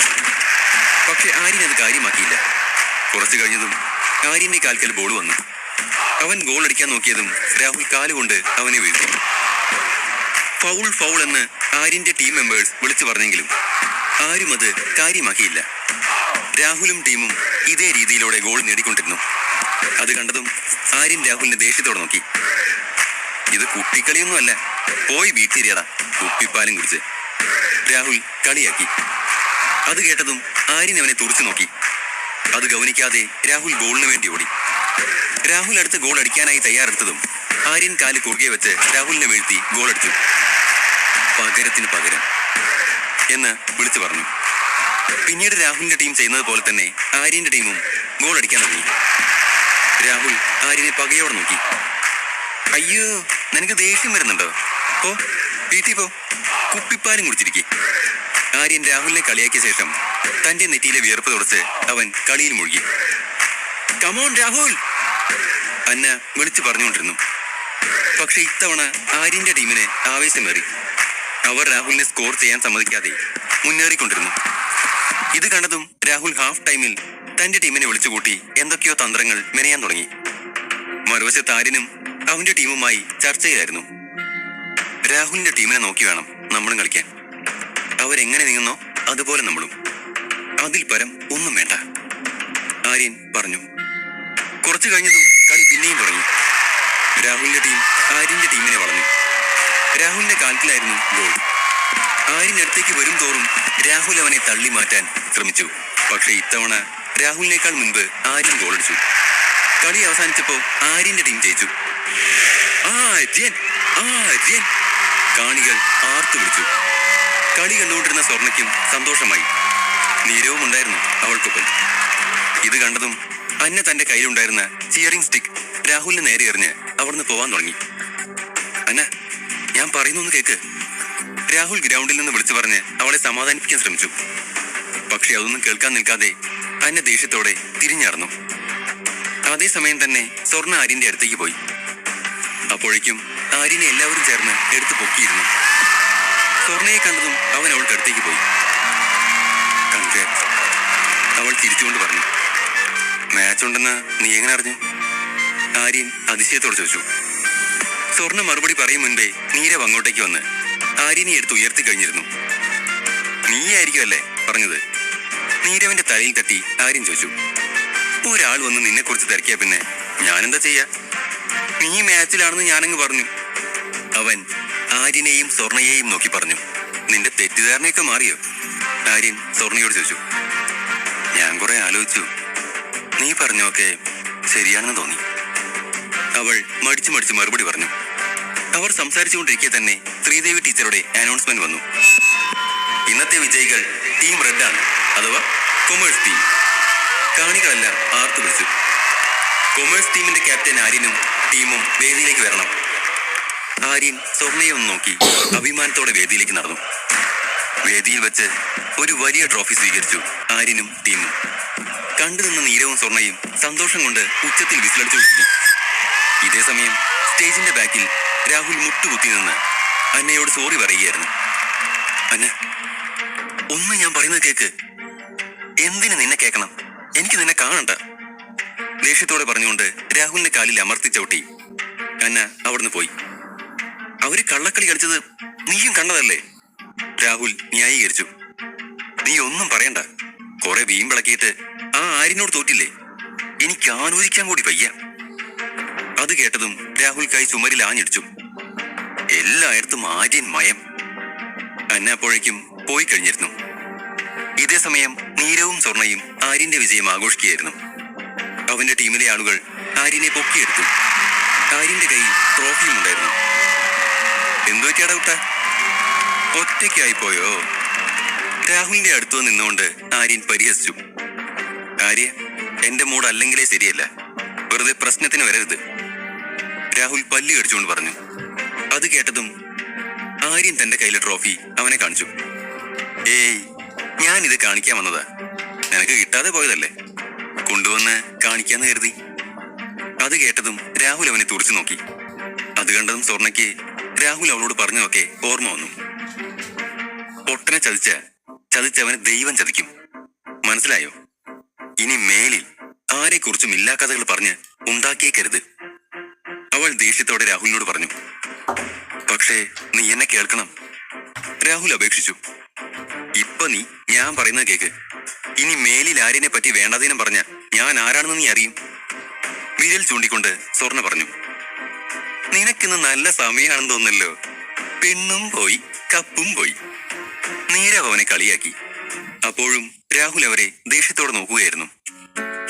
ഇന്നൊരു നല്ല ദിവസമല്ലേ, എന്റെ വകയൊരു സമ്മാനമുണ്ട്, സ്വർണ്ണ ആര്യനോട് പറഞ്ഞു.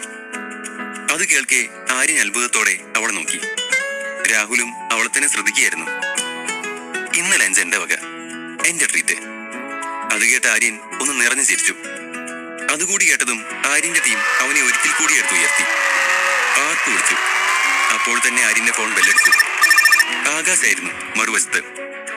അയാളുടെ സംസാരം ആര്യൻ ശ്രദ്ധയോടെ കേട്ടു. ആര്യന്റെ മുഖത്ത് ഒരു ഞെട്ടലുണ്ടായിരുന്നു.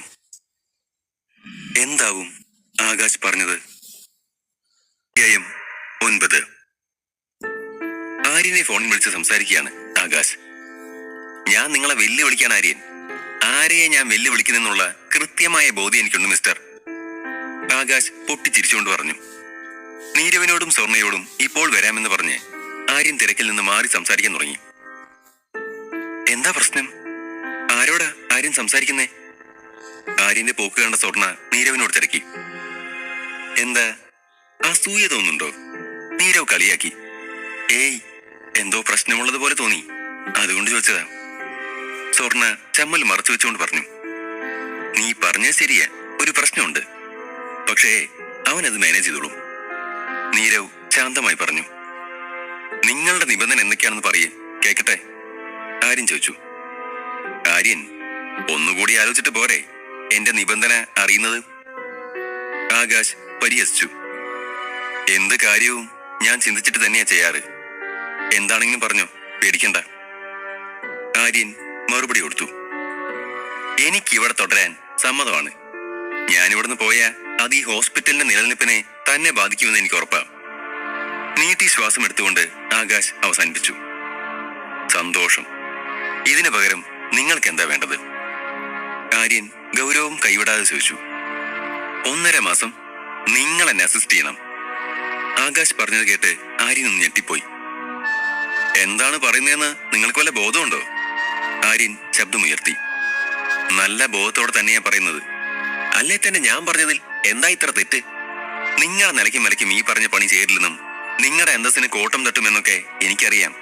പക്ഷെ നിങ്ങളും ഞാനും തമ്മിൽ ഇങ്ങനൊരു കരാറുള്ള കാര്യം ആരും അറിയില്ല. ആരെയും ഞാൻ അറിയിക്കുകയില്ല. നിങ്ങൾക്ക് ഈ ഹോസ്പിറ്റലിന്റെ പ്രവർത്തനം ഇതേ രീതിയിൽ തുടരണം എന്നാണ് ആഗ്രഹമെങ്കിൽ ഞാൻ ഈ പറഞ്ഞ ഡിമാൻഡ് നിങ്ങൾ അംഗീകരിക്കണം ആര്യൻ. ആകാശ് പറഞ്ഞു നിർത്തി. ആര്യൻ എപ്പോഴും ഒന്നും മനസ്സിലാവാതെ നിൽപ്പായിരുന്നു. മറുപടിയൊന്നും കേൾക്കാതായപ്പോൾ ആകാശ് തുടർന്നു. ഇതൊരു വലിയ വെല്ലുവിളിയാണെന്ന് എനിക്കറിയാം. വൈകുന്നേരം വരെ സമയമുണ്ട്. ആലോചിച്ച് മറുപടി പറഞ്ഞാൽ മതി. സമ്മതമല്ലെങ്കിൽ എനിക്ക് തീരുമാനം മാറ്റേണ്ടി വരും. പറഞ്ഞുകൊണ്ട് ആകാശ് ഫോൺ വെച്ചു. അങ്കിൾ അന്നേ പറഞ്ഞതാ അവൻ അത്ര പെട്ടെന്ന് അയ്യുന്ന ടൈപ്പല്ലെന്ന്. കേൾക്കാൻ ഞാനാ. ഇപ്പൊ ഒക്കെ മനസ്സിലായി. ആര്യൻ സ്വയം പറഞ്ഞുകൊണ്ടിരുന്നു. അപ്പോഴേക്കും നീരവും സ്വർണയും അവനടുത്തേക്ക് വന്നു. ആരാടാ വിളിച്ചേ? ആര്യന്റെ തൊള്ളിൽ കൈവച്ചുകൊണ്ട് നീരവ് ചോദിച്ചു. Akash, hospital manager. ആര്യൻ മറുപടി കൊടുത്തു. അതൊക്കെ അതിന്റെ വഴിക്ക് നടക്കും. നമുക്ക് പോയി എന്തെങ്കിലും കഴിക്കാം. വിഷയം മാറ്റാൻ എന്നോണം സ്വർണ പറഞ്ഞു. ഒരു 5 മിനിറ്റ്, ഞാൻ ഈ ഡ്രസ് ഒന്ന് മാറ്റിയിട്ട് വരാം. പറഞ്ഞുകൊണ്ട് ആര്യൻ ഡ്രസ് മാറാൻ പോയി. കുറച്ചു സമയത്തിന് ശേഷം തിരിച്ചു വന്ന് 3 പേരും പുറത്തേക്ക് പോകാൻ ഇറങ്ങിയപ്പോൾ നീരവിന്റെ ഫോണിലേക്ക് ഒരു മെസ്സേജ് വന്നു. അതോടെ പിന്നൊരിക്കൽ ഭക്ഷണം കഴിക്കാൻ വരാമെന്ന് പറഞ്ഞ് അവൻ അവരുടെ മറുപടിക്ക് കാക്കാതെ തിരിച്ചു നടന്നു. അവനെന്താ പെട്ടെന്നിങ്ങനെ? നീരവ് പോയ വഴിയെ നോക്കി സ്വർണ ചോദിച്ചു. പാവം, എനിക്കറിയില്ല. എന്തെങ്കിലും ആവട്ടെ, നമുക്ക് പോവാം, എനിക്ക് വിശക്കുന്നുണ്ട്. ഇരുവരും പാർക്കിങ്ങിലേക്ക് വന്നു. അവിടെ സ്വർണയുടെ സ്കൂട്ടർ പാർക്ക് ചെയ്തിരുന്നു. എന്റെ അടുത്ത് സ്കൂട്ടറേ ഉള്ളൂ, എന്തെങ്കിലും ബുദ്ധിമുട്ടാവോ? സ്വർണ ചോദിച്ചു. എന്ത് ബുദ്ധിമുട്ട്? നീരവ് സ്കൂട്ടർ ഓടിക്കുന്നത് നീ കണ്ടിട്ടില്ലേ? ഞങ്ങള് സ്ഥിരം സ്കൂട്ടറിലല്ലേ കോളേജിലേക്ക് വരുന്നേ? ആര്യൻ പൊട്ടിച്ചിരിച്ചുകൊണ്ട് പറഞ്ഞു. അവൾ ഹെൽമെറ്റ് എടുത്ത് വെച്ചുകൊണ്ട് ആര്യനോട് പിറകിൽ കയറാൻ പറഞ്ഞു. കുറച്ചു സമയം കഴിഞ്ഞതും ആ നഗരത്തിലൂടെ അവളുടെ സ്കൂട്ടർ അതിവേഗത്തിൽ പാഞ്ഞു. കുറെ കാലത്തിന് ശേഷം ഇന്നാ ഞാനൊരു ഫ്രണ്ടിനൊപ്പം സ്കൂട്ടറിൽ പോകുന്നത്. വണ്ടി ഓടിക്കുന്നതിനിടെ അവൾ ചിരിയോടെ പറഞ്ഞു. നീ എന്നെ ഫ്രണ്ടായിട്ട് കാണുന്നുണ്ടോ? ആര്യൻ അതിശയിച്ചു. അത് കേട്ടതും സ്വർണ പൊട്ടിച്ചിരിച്ചു. എന്തേ അങ്ങനെ ചോദിക്കാൻ? അവൾ തിരക്കിയിട്ടും അവനൊന്നും മിണ്ടിയില്ല. മറുപടിയൊന്നും കിട്ടാതായതോടെ അവൾ പിന്നെയും ആവർത്തിച്ചു. പറ, എന്താ അങ്ങനെ ചോദിക്കാൻ? ഒന്നുമില്ല. നീരവിന് ശേഷം ആദ്യമായിട്ടാ ഒരാൾ ഞാൻ അവരുടെ ഫ്രണ്ടാണെന്ന് പറയുന്നത്. നീ ഇന്ന് കോളേജിൽ വന്നപ്പോ എനിക്ക് ഭയങ്കര സന്തോഷം തോന്നി. എന്തിനാ നീ അങ്ങനെയൊക്കെ പറഞ്ഞെന്നോർത്ത് ആകെ ടെൻഷനായിരുന്നു എനിക്ക്. പക്ഷേ ഇന്നതൊക്കെ പോയി. ഒരുപാട് സന്തോഷം തോന്നുന്നു. സോറി, അതെന്റെ തെറ്റാ. അന്ന് ഹോസ്പിറ്റലിൽ നിന്ന് പോരുമ്പോ രാഹുൽ ഉണ്ടായിരുന്നു പുറത്ത്. നിങ്ങൾ എന്നെ ചതിച്ചതാണെന്നും പലരെയും ഇങ്ങനെ സഹായം ചെയ്ത ശേഷം പറ്റിച്ചിട്ടുണ്ടെന്നും ഒക്കെ പറഞ്ഞു. അതൊക്കെ കേട്ടപ്പോ എനിക്കാകെ പേടിയായി. നിന്നെ വിശ്വാസമില്ലാഞ്ഞിട്ടല്ല, പക്ഷേ എനിക്കെന്തോ വല്ലാതെയായി. അറിയാതെ ഒരാളെ ആരും ഇങ്ങനെ സഹായിക്കില്ലല്ലോ. അതൊക്കെ ചിന്തിച്ചപ്പോ അവൾ സങ്കടത്തോടെ പറഞ്ഞു. എന്തായാലും നീ എന്നോട് ക്ഷമിച്ചല്ലോ, അത് മതി. അവൾ ആവേശത്തോടെ മറുപടി പറഞ്ഞു. ഞാൻ നിന്റെ ഫ്രണ്ടല്ലേ. ഫ്രണ്ട്സിന്റെ ഇടയിൽ സോറിയും താങ്ക്സും ഒന്നും വേണ്ട, മനസ്സിലായോ? അവൻ അവളുടെ തലയ്ക്ക് കിഴക്കി. മനസ്സിലായേ? അവളും അതേ ടോണിൽ പറഞ്ഞു. എനിക്കിപ്പോ തോന്നുക 3 ആൾക്കും സ്കൂട്ടർ ഉണ്ടായിരുന്നെങ്കിൽ നന്നായിരുന്നെന്ന്. അങ്ങനെയാണെങ്കിൽ 3 ആൾക്കും കൂടി എവിടെയും കറങ്ങായിരുന്നു. സ്വർണ പറഞ്ഞു തീർത്തതും ഇരുവരും പൊട്ടിച്ചിരിച്ചു. കുറച്ചു സമയത്തെ യാത്രയ്ക്ക് ശേഷം ഇരുവരും ഒരു നല്ല 5 സ്റ്റാർ ഹോട്ടലിൽ എത്തിച്ചേർന്നു. നമുക്കിവിടെ കയറാൻ പറ്റുമോ? സ്കൂട്ടർ പാർക്ക് ചെയ്യുന്ന സ്വർണയോടായി ആര്യൻ ചോദിച്ചു. അതെന്താ? എന്റെ കയ്യിൽ പൈസയുണ്ടല്ലോ. അതല്ല, നമ്മുടെ രണ്ടിനെയും ഡ്രസ് നോക്ക്. ഈ കോലത്തിൽ അവിടെ കയറി ചെല്ലാൻ പറ്റുമോ? ആര്യൻ സംശയത്തോടെ ചോദിച്ചു.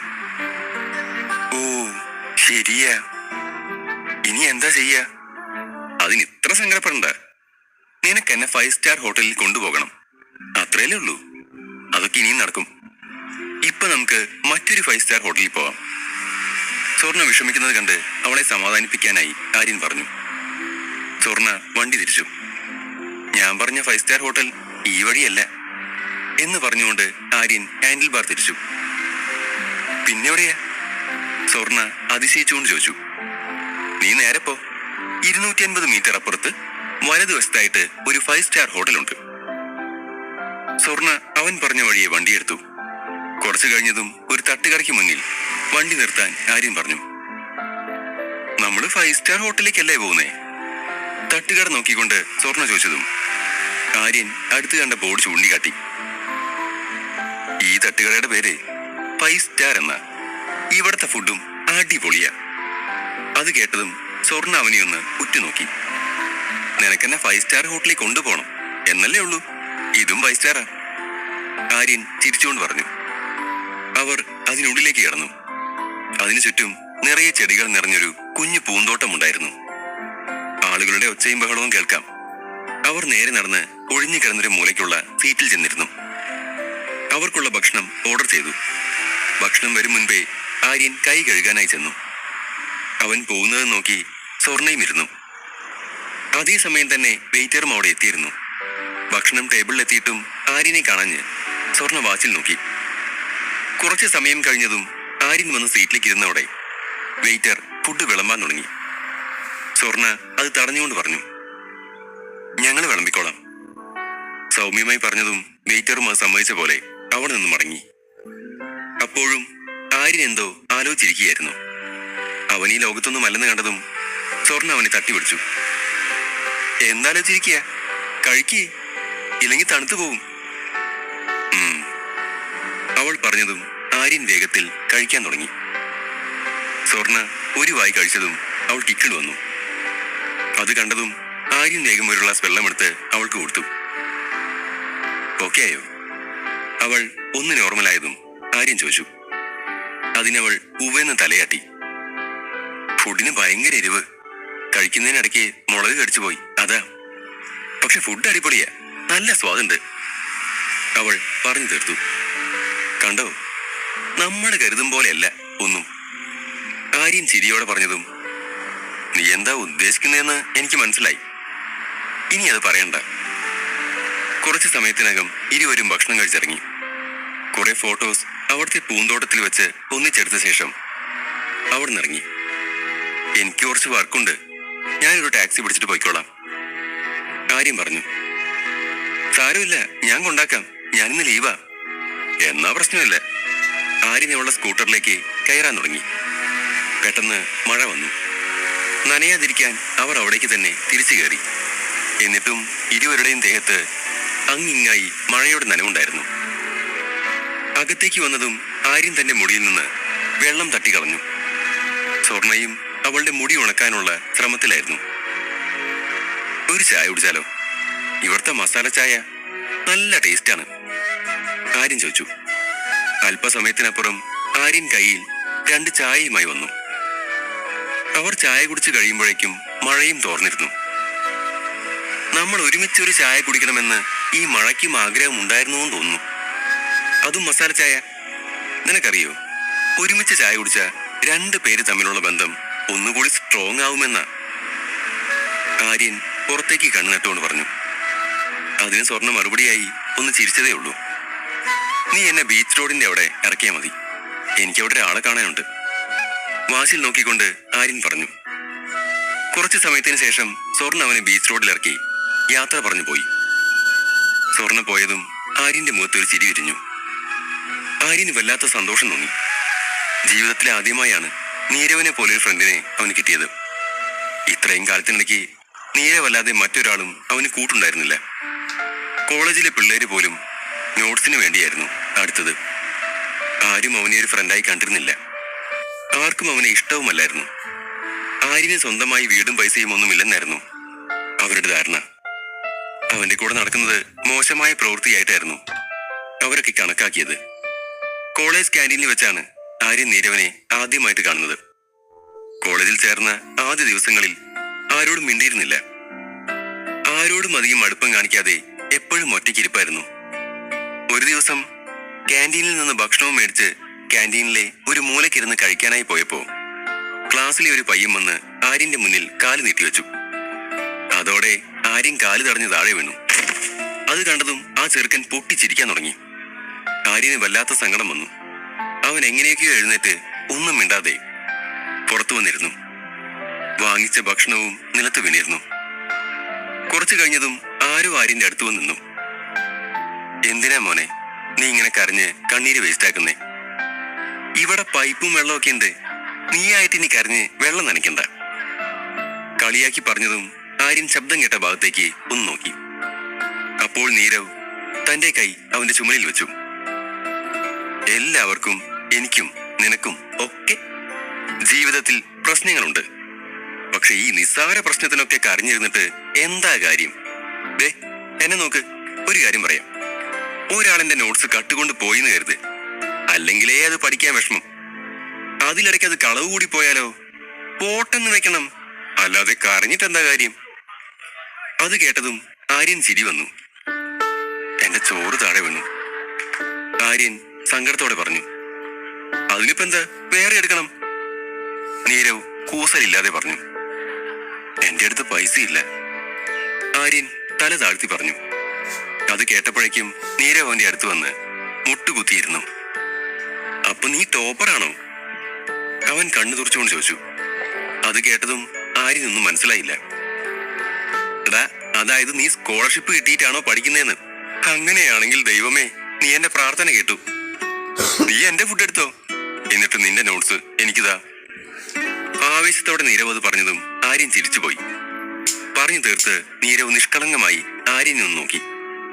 ആര്യനും നീരവിനെ നോക്കുന്നുണ്ടായിരുന്നു.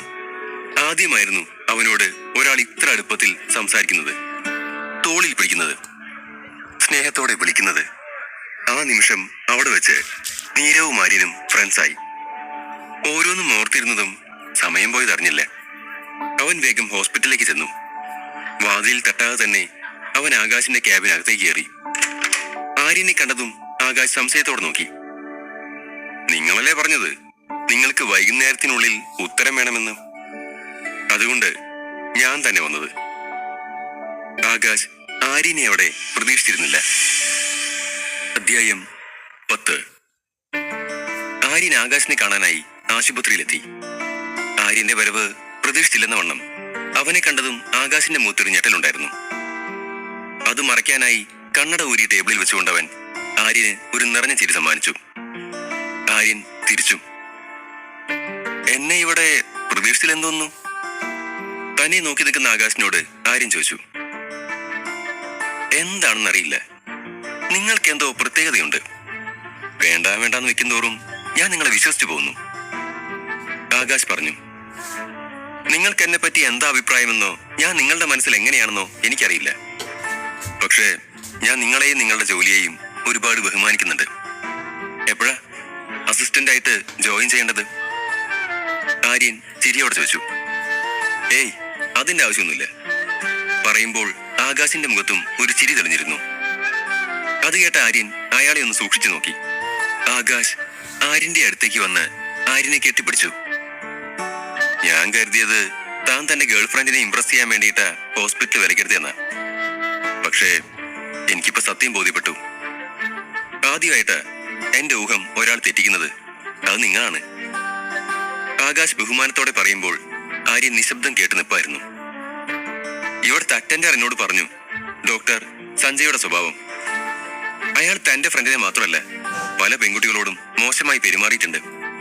നിങ്ങളുടെ സ്ഥാനത്ത് ഞാനായിരുന്നെങ്കിലും അങ്ങനെ ചെയ്യുള്ളൂ. അത് കേട്ടതും ആര്യൻ എന്തോ ഒരു സംതൃപ്തി തോന്നി. നിങ്ങളെ കാണുമ്പോ എനിക്ക് എന്റെ അനിയനെ ഓർമ്മ വരുന്നു. അവനും ഇങ്ങനെ തന്നെ, എല്ലാ കാര്യത്തിലും പ്രാക്ടിക്കലാണ്. എന്നാ ഇനി മുതൽ എന്നെ ഒരു അനിയനായി കണ്ടോളൂ. ആര്യൻ ചിരിച്ചുകൊണ്ട് മറുപടി പറഞ്ഞു. ഇനി മുതൽ താങ്കൾ ഈ ആശുപത്രിയുടെ ഓണർ മാത്രമല്ല, ഹോസ്പിറ്റലിന്റെ എല്ലാ ചുമതലയും ഇനി മുതൽ നിങ്ങൾക്കാ. സത്യത്തിൽ ഉറച്ചു നിൽക്കുന്നവരെയാ ഈ സ്ഥാപനത്തിന് ആവശ്യം. ആര്യന്റെ കൈ പിടിച്ചുകൊണ്ട് ആകാശ് പറഞ്ഞു. Thank U. ആര്യൻ നിറഞ്ഞു ചിരിച്ചുകൊണ്ട് പറഞ്ഞു. അത് കേട്ട് എന്നും ഗൗരവക്കാരനായി മാത്രം കാണാറുള്ള ആകാശിന്റെ മുഖത്തും ചിരി പടർന്നു. അയാൾ ആര്യനെ കെട്ടിപ്പിടിച്ചു. ഞാനൊരു കാര്യം പറയാം. നിന്റെ ജീവിതത്തിൽ ഇനിയും കുറെ ദൂരം നീ പോവാനുണ്ട്. ഈ രീതി ഒരിക്കലും മാറ്റരുത്. ഒരേട്ടന്റെ കരുതലോടെ ആകാശ് പറഞ്ഞു. ഇല്ല, ഒരിക്കലും മാറില്ല. ആര്യൻ ഉറപ്പ് കൊടുത്തു. ഇനിയും എവിടെ നിന്ന് നേരം കളയണ്ട. ആകാശ് പറഞ്ഞു. എനിക്കും കുറച്ച് തിരക്കുകളുണ്ട്. എന്നാലും ഇടയ്ക്ക് ഞാൻ നിങ്ങളെ കാണാൻ വരാം. എന്താവശ്യമുണ്ടെങ്കിലും എന്നെ വിളിക്കാം. ആര്യൻ ഉറപ്പ് കൊടുത്തുകൊണ്ട് അവിടെ നിന്നും പുറത്തേക്കിറങ്ങി. ആര്യന്റെ ചുണ്ടിൽ ഒരു ചിരിയുണ്ടായിരുന്നു. ഇന്ന് എന്റെ ജീവിതത്തിലെ ഏറ്റവും നല്ല ദിവസമാണ്, അവൻ സ്വയം പറഞ്ഞു. ആ സമയം നീരവ് അവനെ വിളിച്ചു. ആര്യൻ ഫോൺ എടുത്തതും മറുപുറത്തു നിന്നും നീരവിന്റെ കരഞ്ഞുകൊണ്ടുള്ള ശബ്ദം കേട്ടു. ആര്യ, നീ എവിടെയാ? വേഗം ഹോസ്റ്റലിലേക്ക് വാ. ഇത്ര മാത്രം പറഞ്ഞുകൊണ്ട് നീരവ് ഫോൺ വെച്ചു. നീരവിന്റെ ശബ്ദം കേട്ട ആര്യനും പേടിയായി. അവൻ വേഗം ഒരു ടാക്സിക്ക് കൈകാട്ടി ഹോസ്റ്റലിലേക്ക് പോയി. കാറിലിരിക്കെ പലതവണ ആര്യൻ നീരവിനെ വിളിച്ചെങ്കിലും നീരവിന്റെ ഫോൺ സ്വിച്ച് ഓഫ് ആയിരുന്നു. ആര്യന് പേടി കൂടി. എന്നോട് ഹോസ്റ്റലിലേക്ക് പോകാൻ പറഞ്ഞ് വിളിച്ചിട്ട് അവന്റെ ഫോൺ സ്വിച്ച് ഓഫുമായല്ലോ. ഇനി രാഹുല് വീണ്ടും എന്തെങ്കിലും ആലോചിച്ചുകൊണ്ടിരിക്കെ ഡ്രൈവർ ടാക്സി നിർത്തിയപ്പോൾ അവൻ ചിന്തകളിൽ നിന്ന് ഉണർന്നു. അവൻ വിൻഡോയിലൂടെ പുറത്തേക്ക് നോക്കിയപ്പോൾ ഹോസ്റ്റലിൽ എത്തിയെന്ന് മനസ്സിലായി. ടാക്സിയിൽ നിന്നിറങ്ങി പണം കൊടുത്ത് ഹോസ്റ്റലിലേക്ക് ഓടി. അവിടെ എത്തിയപ്പോൾ ആര്യൻ കണ്ടത് രാഹുലും അവന്റെ കൂട്ടരും ചേർന്ന് നീരവിനെയും അവരുടെ റൂംമേറ്റിനെയും തല്ലുന്നതാണ്. സത്യം പറടാ, നിങ്ങൾ എങ്ങനെയാ ജയിച്ചത്? രാഹുൽ ഹോക്കി സ്റ്റിക്ക് കൊണ്ട് നീരവിനെ തുടരെ അടിച്ചുകൊണ്ട് ചോദിച്ചു. അത് കണ്ടുവന്ന ആര്യൻ രാഹുലിനെ തള്ളി മാറ്റി നീരവന്റെ അടുത്തേക്ക് ചേർന്നിരുന്ന് അവന്റെ തല തന്റെ മടിയിലേക്ക് ചേർത്ത് വെച്ചു. നീരവിന്റെ ബോധം പാതിയും മറിഞ്ഞിരുന്നു. അപ്പോഴും അവൻ ഒന്നും മാത്രം പറഞ്ഞുകൊണ്ടിരുന്നു. നീ എന്നെ കൊന്നാലും ഞാനൊന്നും പറയില്ല രാഹുൽ. ആര്യൻ അവനെ ചേർത്ത് പിടിച്ചു. രാഹുലിന്റെ മനസ്സിൽ പകയുടെ അഗ്നി ആളി കത്തിക്കൊണ്ടിരുന്നു. അവൻ ഓടി വന്ന് ആര്യനെ ഹോക്കി സ്റ്റിക്ക് വെച്ച് അടിക്കാൻ നോക്കിയെങ്കിലും ആര്യൻ ഒരു കൈ വെച്ച് ആ നീക്കം തടഞ്ഞു. ശേഷം അവൻ റൂമിലെ മറ്റുള്ള കുട്ടികൾക്ക് നേരെ നോക്കി. അവരുടെ മുഖത്തും അടികൊണ്ട പാടുണ്ട്. ആര്യൻ എല്ലാവരുടെയും സഹായത്തോടെ നീരവനെ അകത്തേക്ക് കൊണ്ടുപോയി കിടത്താൻ പറഞ്ഞു. നീരവനെ അകത്തേക്ക് കൊണ്ടുപോയതും ആര്യൻ രാഹുലിന് നേരെ തിരിഞ്ഞു. ഇപ്പോഴും ഒരു കൈ കൊണ്ട് ആര്യൻ ഹോക്കി സ്റ്റിക്ക് മുറുക്കെ പിടിച്ചിരുന്നു. നിന്റെ കൈയും കാലും ഓടിക്കാനാ ഞാൻ വന്നേ. പക്ഷെ നിനക്ക് ഭാഗ്യമുണ്ട്. ഭാഗ്യമില്ലാത്തതുകൊണ്ട് നിന്റെ ചങ്ക് എന്റെ കൈ പെട്ടു. രാഹുൽ ആര്യനെ നോക്കി പറഞ്ഞു. അവനെ ഇത്രയും ചെയ്ത സ്ഥിതിക്ക് നിന്നെ ഒന്നും ചെയ്യാതെ വിടുന്നത് ശരിയല്ലല്ലോ. ആര്യൻ രാഹുലിന്റെ മൂക്കിലിടിച്ചു. അതോടെ രാഹുൽ തളർന്നു വീണു. രാഹുലിന്റെ കൂടെ വന്നവർ ആര്യനെ പിടിച്ചു വെക്കാൻ നോക്കിയെങ്കിലും അവർക്കതിന് കഴിഞ്ഞില്ല. ആര്യൻ അവരെ നോക്കി. ചുവന്നു കയറുന്ന ആര്യന്റെ കണ്ണ് കണ്ടതും അവർ സ്വമേധയാ മാറി നിന്നു. കുറച്ചു നേരം മുമ്പ് വരെ എനിക്ക് നിങ്ങളോടൊരു വെറുപ്പും ഉണ്ടായിരുന്നില്ല, രാഹുലിനോടും ഉണ്ടായിരുന്നില്ല. പക്ഷെ എന്റെ കൂട്ടുകാരനെ ഇത്രയും ചെയ്ത സ്ഥിതിക്ക് നിങ്ങളെ വെറുതെ വിടാൻ ഞാൻ ഉദ്ദേശിച്ചിട്ടില്ല. ആര്യൻ രാഹുലിന്റെ കൂട്ടാളികളോട് പറഞ്ഞു. അതോടെ അവരൊക്കെ സൈഡിലേക്ക് മാറി നിന്നു. രാഹുലിന്റെ മൂക്കിൽ നിന്ന് ചോര ഒഴുകിക്കൊണ്ടിരുന്നു.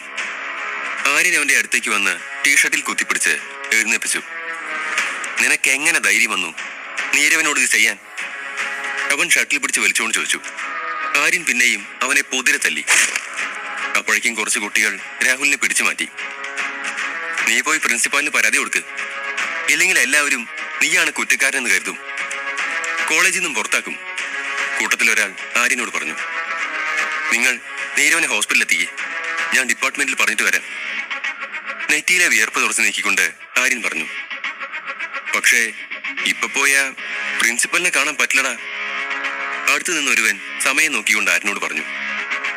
ഇന്ന് വെള്ളിയാഴ്ചയല്ലേ, സാറ് മീറ്റിംഗിലായിരിക്കും, കാണാൻ പറ്റില്ല. എന്നാലും ഞാനൊന്ന് പോയി നോക്കാം, ആര്യൻ പറഞ്ഞു. സമയം രാത്രി 8 സ്വർണ്ണ തന്റെ അച്ഛനെ കാണാൻ ഹോസ്പിറ്റലിലെത്തി. അവളുടെ അച്ഛനിപ്പോ നല്ല മാറ്റമുണ്ട്. സ്വർണ്ണ ചെല്ലുമ്പോ അയാൾ ചുമരിൽ ചാരി ഏതോ മാസിക വായിക്കുകയാണ്. അവളെ കണ്ടതും അച്ഛനൊന്ന് ചിരിച്ചു. എനിക്ക് അച്ഛൻ ഇങ്ങനെ കാണുമ്പോ വല്ലാത്ത സന്തോഷം തോന്നുന്നു. അവൾ അച്ഛന്റെ അടുത്തേക്ക് വന്ന് കയ്യിൽ മുറുക്കെ പിടിച്ചുകൊണ്ട് പറഞ്ഞു. പറഞ്ഞ് അവസാനിപ്പിക്കേ അവളുടെ കണ്ണുകളും നിറഞ്ഞു. എന്തിനാ നീ എനിക്ക് വേണ്ടി അത്രയും പണം ചെലവാക്കിയേ? എനിക്കിനി അത്രയല്ലേ ആയുസുള്ളൂ. അവളുടെ തലയിൽ വാത്സല്യത്തോടെ തലോടിക്കൊണ്ട് അയാൾ ചോദിച്ചു. ഇത് കേട്ട സ്വർണ്ണയ്ക്ക് ദേഷ്യം വന്നു. അച്ഛാ, ഇനി ഇങ്ങനെ എന്തെങ്കിലും പറഞ്ഞ ഞാൻ മിണ്ടൂല കേട്ടോ. അവളുടെ പറച്ചിൽ കേട്ടതും അയാൾക്ക് ചിരി വന്നു. പക്ഷെ ഇത്രയും വലിയ ഹോസ്പിറ്റലിൽ ഒത്തിരി പൈസയായി കാണില്ലേ? എങ്ങനെയാ നീ ഒറ്റയ്ക്ക്? അയാൾ സംശയത്തോടെ അവളെ നോക്കി. ആര്യനില്ലെങ്കിൽ ഞാൻ എന്ത് ചെയ്തേനെന്ന് എനിക്കിന്നും അറിയില്ല അച്ഛാ. അവൾ ശാന്തമായി മറുപടി പറഞ്ഞു. ആരാ ആര്യൻ? അച്ഛാ, ആര്യൻ രജപുത്ര, എന്റെ ഫ്രണ്ടാണവൻ.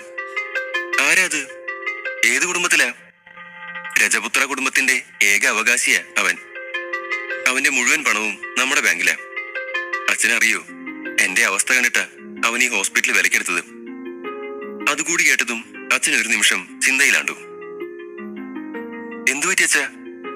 അച്ഛൻ ഒന്നും മിണ്ടാതിരിക്കുന്നത് കണ്ടതും സ്വർണ്ണ കൈപിടിച്ചുകൊണ്ട് ചോദിച്ചു, അവൻ അരവിന്ദ് രജപുത്രയുടെ മകനാണോ? അയാൾ ചോദിച്ചതും സ്വർണ്ണ പൊട്ടിച്ചിരിക്കാൻ തുടങ്ങി. ദൈവമേ, അച്ഛൻ അവരുടെ കുടുംബം അറിയോ? പക്ഷേ അച്ഛന്റെ മുഖം മ്ലാനമായിരുന്നു. അയാളുടെ നെറ്റി ചൊളിഞ്ഞു. അച്ഛാ, പറ, എന്താ പ്രശ്നം? സ്വർണ്ണ ചോദിച്ചു. അവരത്ര നല്ലവരല്ല. നീട്ടി ശ്വാസം എടുത്തുകൊണ്ട് അയാൾ പറഞ്ഞു. അതും പറഞ്ഞ് അയാൾ ചില കാര്യങ്ങൾ സ്വർണ്ണയോട് പറയാൻ തുടങ്ങി. ശ്രദ്ധയോടെ കേട്ടു സ്വർണ്ണ. കോളേജിൽ ആര്യൻ പ്രിൻസിപ്പൽ സാറിന്റെ റൂമിലേക്ക് ചെന്നപ്പോ അദ്ദേഹം അവിടെ ഒരു മീറ്റിംഗിലായിരുന്നു. ആര്യന്റെ ദേഹത്ത് അവിടെയായി പരിക്കുകളുണ്ടായിരുന്നു. അവൻ അനുവാദം ചോദിക്കാതെ ക്യാബിനിലേക്ക് ചെന്നു. പെട്ടെന്ന് ആര്യനെ അവിടെ കണ്ടതും പ്രിൻസിപ്പാലും ബാക്കി പ്രൊഫസർമാരും ഒക്കെ ഒന്ന് ഞെട്ടി. ബുദ്ധിമുട്ടിച്ചാൽ ക്ഷമിക്കണം സാർ, ഞാൻ വളരെ പ്രധാനപ്പെട്ട ഒരു കാര്യം പറയാനാ വന്നത്. അതൊക്കെ അവിടെ നിൽക്കട്ടെ, നിന്റെ മുഖത്തെന്താ പറ്റിയേ? പ്രിൻസിപ്പൽ അവനെ സൂക്ഷിച്ചു നോക്കിക്കൊണ്ട് ചോദിച്ചു.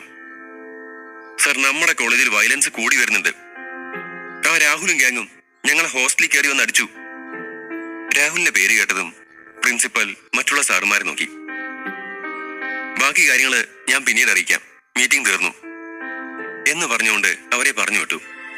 ബാക്കി എല്ലാവരും പോയതും അദ്ദേഹം തന്റെ ലാപ്ടോപ്പും തുറന്നു വെച്ച് അതിന് മുന്നിലിരുന്നു. ആര്യന് പറയാനുള്ള കാര്യം കേൾക്കാൻ അയാൾ താല്പര്യം കാണിച്ചില്ല. സാർ, രാഹുലും അവന്റെ ആൾക്കാരും ഹോസ്റ്റലിൽ വന്ന് ഞങ്ങളെ ആവശ്യമില്ലാതെ തല്ലി. ആ തല്ല് കാരണം എന്റെ ഫ്രണ്ട് നീരവിനെ ആശുപത്രിയിലേക്ക് കൊണ്ടുപോയി സാർ. എന്തെങ്കിലും ഒരു നടപടി രാഹുലിനെതിരെ എടുക്കണം. ആര്യൻ അയാളെ നോക്കി പറഞ്ഞു.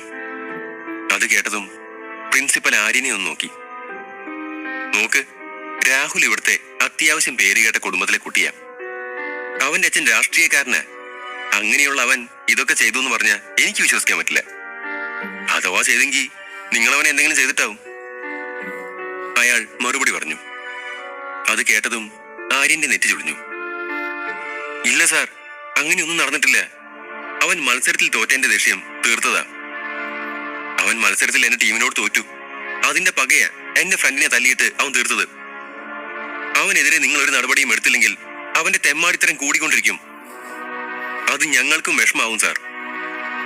ആര്യൻ പറഞ്ഞ് അവസാനിപ്പിക്കും മുമ്പ് പ്രിൻസിപ്പൽ അലറി. മിണ്ടിപ്പോവരുത്. അവനെ പറയാൻ നിനക്കെന്താ അവകാശം? രാഹുലിനെ എനിക്ക് കുറെ നാളായിട്ട് അറിയുന്നതാ. അവൻ അങ്ങനെയൊന്നും ചെയ്യില്ല. ഇനിയും ഇവിടുന്ന് ഓരോന്നും പറഞ്ഞ നിന്നെ നിന്റെ ഫ്രണ്ടിനെയും ഞാൻ ജയിലിൽ കയറ്റും, നോക്കിക്കോ. പ്രിൻസിപ്പൽ ഭീഷണിപ്പെടുത്തി.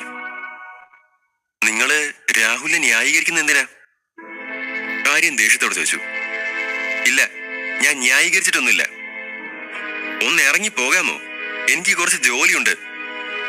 അയാൾ ശബ്ദമുയർത്തി. അത് കേട്ടതും ആര്യന് രക്തം തിളച്ചു. സാർ ഇങ്ങനെ പ്രതികരിക്കുമെന്ന് അവൻ കരുതിയില്ല. ഇത് ഞാനും നീയും മാത്രം അറിഞ്ഞാൽ മതി, വേറെ ആരും അറിയരുത്. പ്രിൻസിപ്പൽ ഭീഷണിപ്പെടുത്തി. ഇല്ലെങ്കിൽ നിങ്ങൾ എന്തു ചെയ്യും? ആര്യൻ ചോദിച്ചു. അത് കേട്ടതും സാർ ദേഷ്യത്തോടെ കസാരയിൽ നിന്ന് ചാടി എഴുന്നേറ്റു.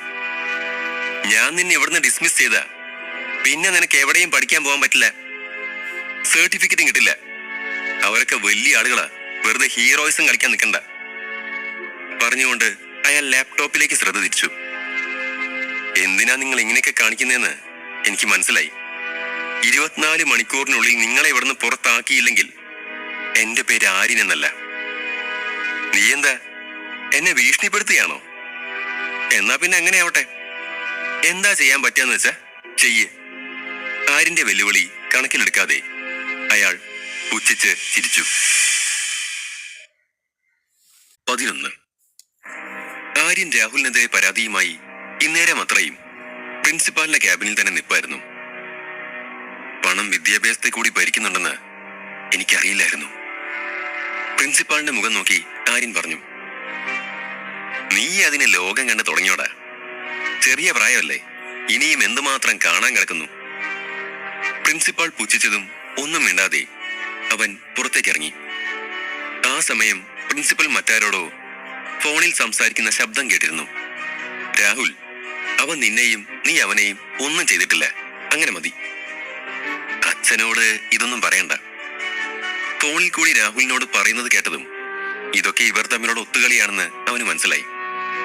കുറച്ചു നേരം ആലോചിച്ച ശേഷം ആര്യൻ കോളേജ് വെബ്സൈറ്റിൽ നിന്ന് കോളേജ് ഡയറക്ടറുടെ അഡ്രസ് എടുത്ത് അദ്ദേഹത്തിന്റെ വീട്ടിൽ പോയി നേരിട്ട് കാണാമെന്ന് തീരുമാനിച്ചു. അവൻ നേരെ അദ്ദേഹത്തിന്റെ വീട്ടിലേക്ക് ചെന്നു. ഒരു കൊട്ടാര സമാനമായ വീടിന് മുന്നിൽ ചെന്നതും സെക്യൂരിറ്റി അവനോട് കാര്യങ്ങൾ ചോദിച്ചു. എനിക്ക് രാമകൃഷ്ണൻ സാറിനെ ഒന്ന് കാണായിരുന്നു. അവൻ സെക്യൂരിറ്റിയോട് ആവശ്യപ്പെട്ടതും അയാൾ ആര്യനെ അടിമുടി നോക്കി ദേഷ്യത്തോടെ തുടർന്നു. ഇപ്പൊ സമയം രാത്രി 8 ഇത് അദ്ദേഹം നടക്കാൻ പോകുന്ന സമയമാണ്. ഈ സമയത്ത് അദ്ദേഹം ആരെയും കാണാൻ അനുവദിക്കാറില്ല. പോയിട്ട് നാളെ വാ. ഇതും പറഞ്ഞ് അയാൾ അകത്തേക്ക് പോകാൻ തുനിഞ്ഞു. ഇന്ന് അദ്ദേഹത്തെ കാണാൻ അനുവദിച്ചില്ലെങ്കിൽ കോളേജിന്റെ പേര് നാളെ പത്രത്തിലും സോഷ്യൽ മീഡിയയിലും നെഗറ്റീവായി വൈറലാവും.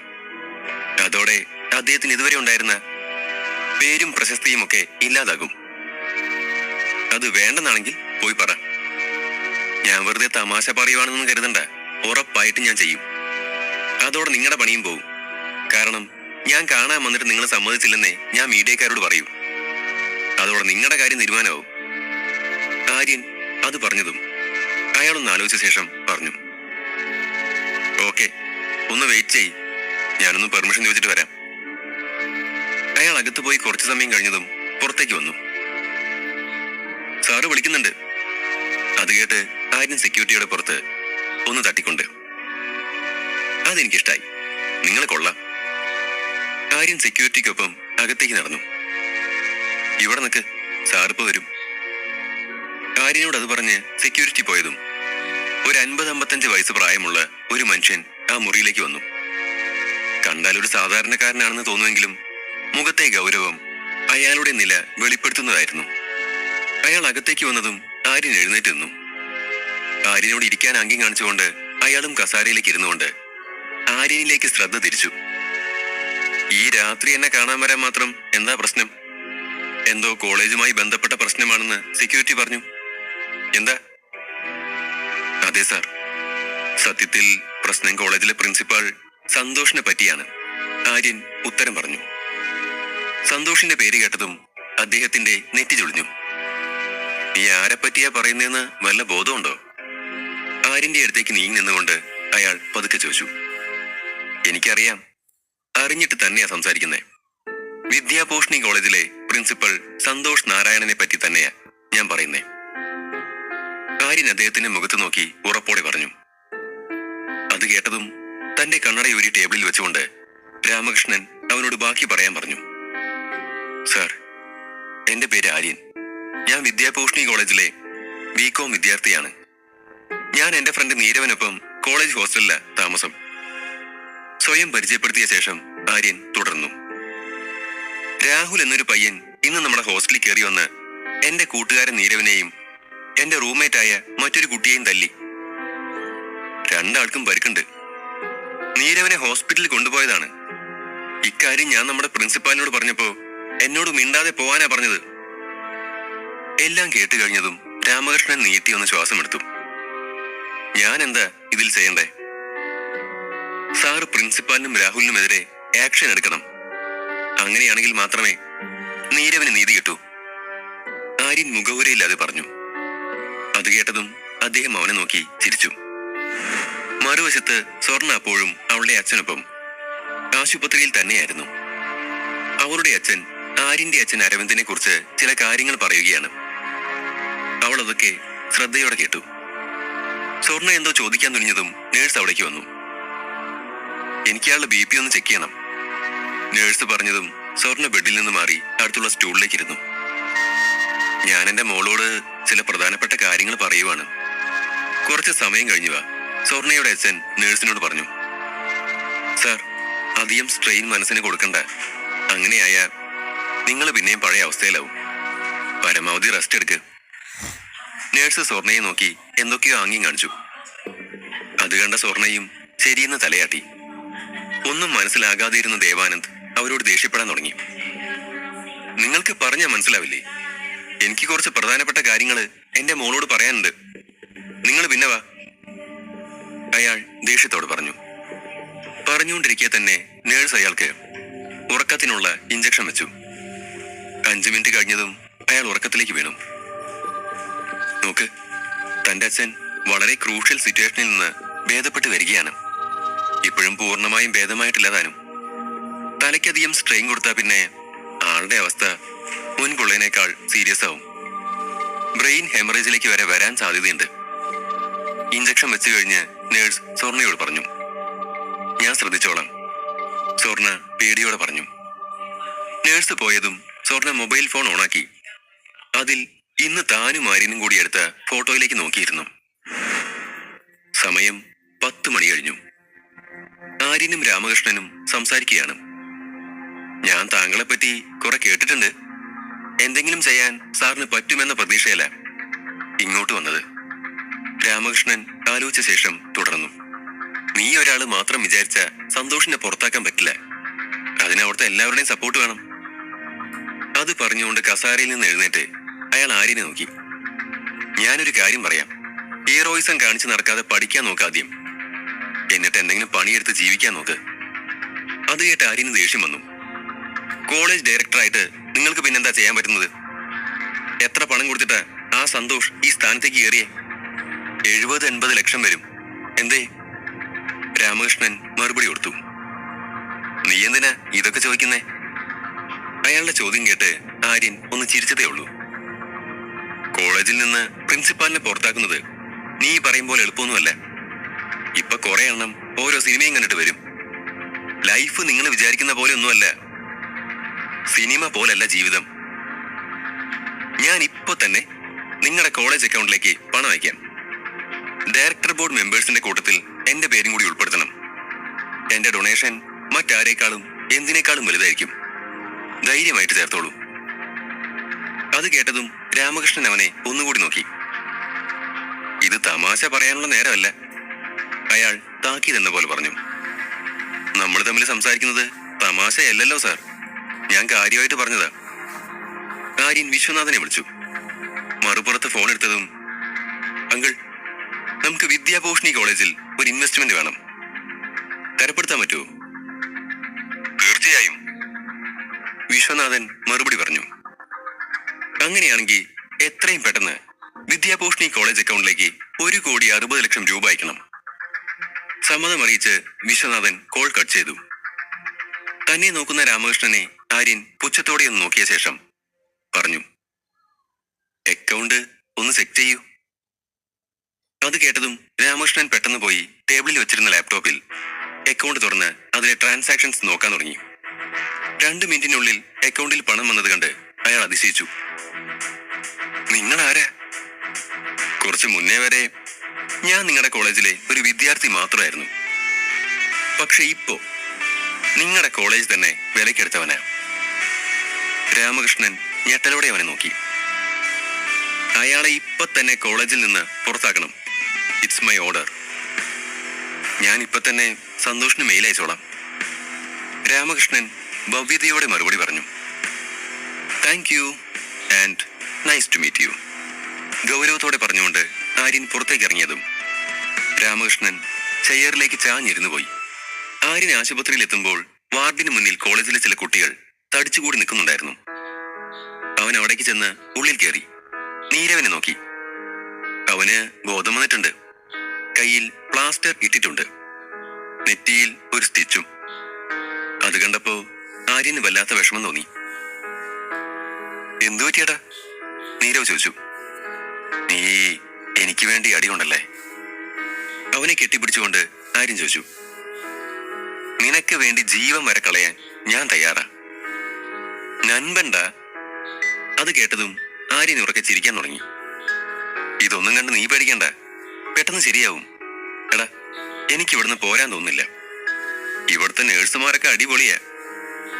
അവർക്കൊക്കെ എന്തൊരു ഇഷ്ടമാണെന്നോ എന്നെ. നീരവ് ബെഡിലേക്ക് ചാഞ്ഞുകൊണ്ട് പറഞ്ഞതും ആര്യൻ അവന്റെ തലയ്ക്ക് കിഴക്കി. ഓടാ പൊട്ട, അവര് പ്രേമിക്കൂല, പരിചരിക്കേ ഉള്ളൂ. ഞാൻ ഇവിടെ ഒരു 3 ദിവസം നിന്നിട്ട് പോന്നാ മതിയോ? നീരവ് നെഞ്ചിൽ കൈവച്ച് ചോദിച്ചു. നീ എന്താ ഇവിടെ വെക്കേഷൻ ആഘോഷിക്കാൻ വന്നതാണോ? ആര്യൻ ചോദിച്ചു. ഈ ഹോസ്പിറ്റൽ എന്തായാലും നിന്റെ ഹോസ്റ്റലിനേക്കാളും കൊള്ളാം. അങ്ങനെ പറഞ്ഞുകൊണ്ട് നീരവ് ഉറങ്ങുന്നത് പോലെ അഭിനയിച്ചു. ഓ ആയിക്കോട്ടെ, സമ്മതിച്ചു. ആര്യൻ നീരവിനെ കയ്യിലെടുത്ത് പുറത്തേക്ക് നടക്കാൻ തുടങ്ങി. അതോടെ അവിടെ നിന്ന് കുട്ടികളൊക്കെ വഴിമാറി.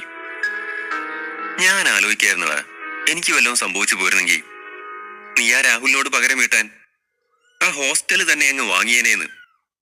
ഇതും പറഞ്ഞ് നീരവ് ചിരിക്കാൻ തുടങ്ങി. അത് കണ്ടതും ആര്യൻ അവനെ തുറച്ചു നോക്കി. ആര്യന്റെ നോട്ടം കണ്ടതും നീരവ് തുടർന്നു. നീ ഹോസ്റ്റല് വാങ്ങിയെന്ന് മാത്രം പറയല്ലേ, എനിക്ക് കേൾക്കാൻ വയ്യ. ഏയ്, ഹോസ്റ്റലൊക്കെ എന്ത്, ഞാനൊരു കോളേജ് തന്നെ മേടിച്ചിട്ടുണ്ട്. നീരവ് ഞെട്ടലോടെ അവനെ സൂക്ഷിച്ചു നോക്കി. ഇത് നമ്മുടെ മാത്രം സീക്രട്ടാ, ആര്യൻ പതിയെ പറഞ്ഞു. നീ 2 ദിവസം മുമ്പ് ഒരു ഹോസ്പിറ്റൽ വാങ്ങി, ഇപ്പതാ കോളേജും. ഇതൊക്കെ ആരാ നടത്തിക്കൊണ്ട് പോവുക? നമുക്കതിനു മാത്രം വിദ്യാഭ്യാസം ഉണ്ടോ? നീരവ് ചോദിച്ചു. അടുത്ത ദിവസം രാവിലെ സ്വർണ അച്ഛനൊപ്പമായിരുന്നു. എന്നും രാത്രി അവൾ അച്ഛനെ നോക്കാനായി ആശുപത്രിയിലേക്ക് വരും. ഇന്നും പതിവ് പോലെ അവൾ എഴുന്നേറ്റു. എന്നത്തെയും പോലെ അച്ഛന്റെ കട്ടിലേക്ക് ഒന്ന് പാടി നോക്കി. പക്ഷേ അച്ഛനവിടെ ഇല്ലായിരുന്നു. അവൾ വെപ്രാളത്തോടെ എഴുന്നേറ്റ് ബാത്റൂം ഡോറിൽ മുട്ടി നോക്കി. അച്ഛാ, അകത്തുണ്ടോ? അവൾ അവിടെ നിന്നുകൊണ്ട് ചോദിച്ചുവെങ്കിലും ഉത്തരമൊന്നും കിട്ടിയില്ല. അവൾ വാതിൽ മെല്ലെ തള്ളി നോക്കിയതും അത് തുറന്നു വന്നു. അച്ഛനെ കാണാതായതോടെ അവൾക്ക് പേടി ഓടി. അവൾ വേഗം ഹോസ്പിറ്റലിന്റെ ഇടനാഴിയിലേക്ക് പാഞ്ഞു. നോക്കിയതും അവളുടെ അച്ഛനുമായി സംസാരിക്കുന്ന ആര്യനെ കണ്ടു. അവൾ ആശ്വാസത്തോടെ അയാൾക്കടുത്തേക്ക് ഓടി വന്ന് പിറകിൽ നിന്ന് കെട്ടിപ്പിടിച്ചു. ആര്യനൊരു ചിരിയോടെ സ്വർണയെ നോക്കിക്കൊണ്ടിരുന്നു. അച്ഛനെ എവിടുന്നാ കണ്ടേ? സ്വർണ ചോദിച്ചു. ഗാർഡന്റെ ഭാഗത്ത് നിൽക്കുന്നുണ്ടായിരുന്നു.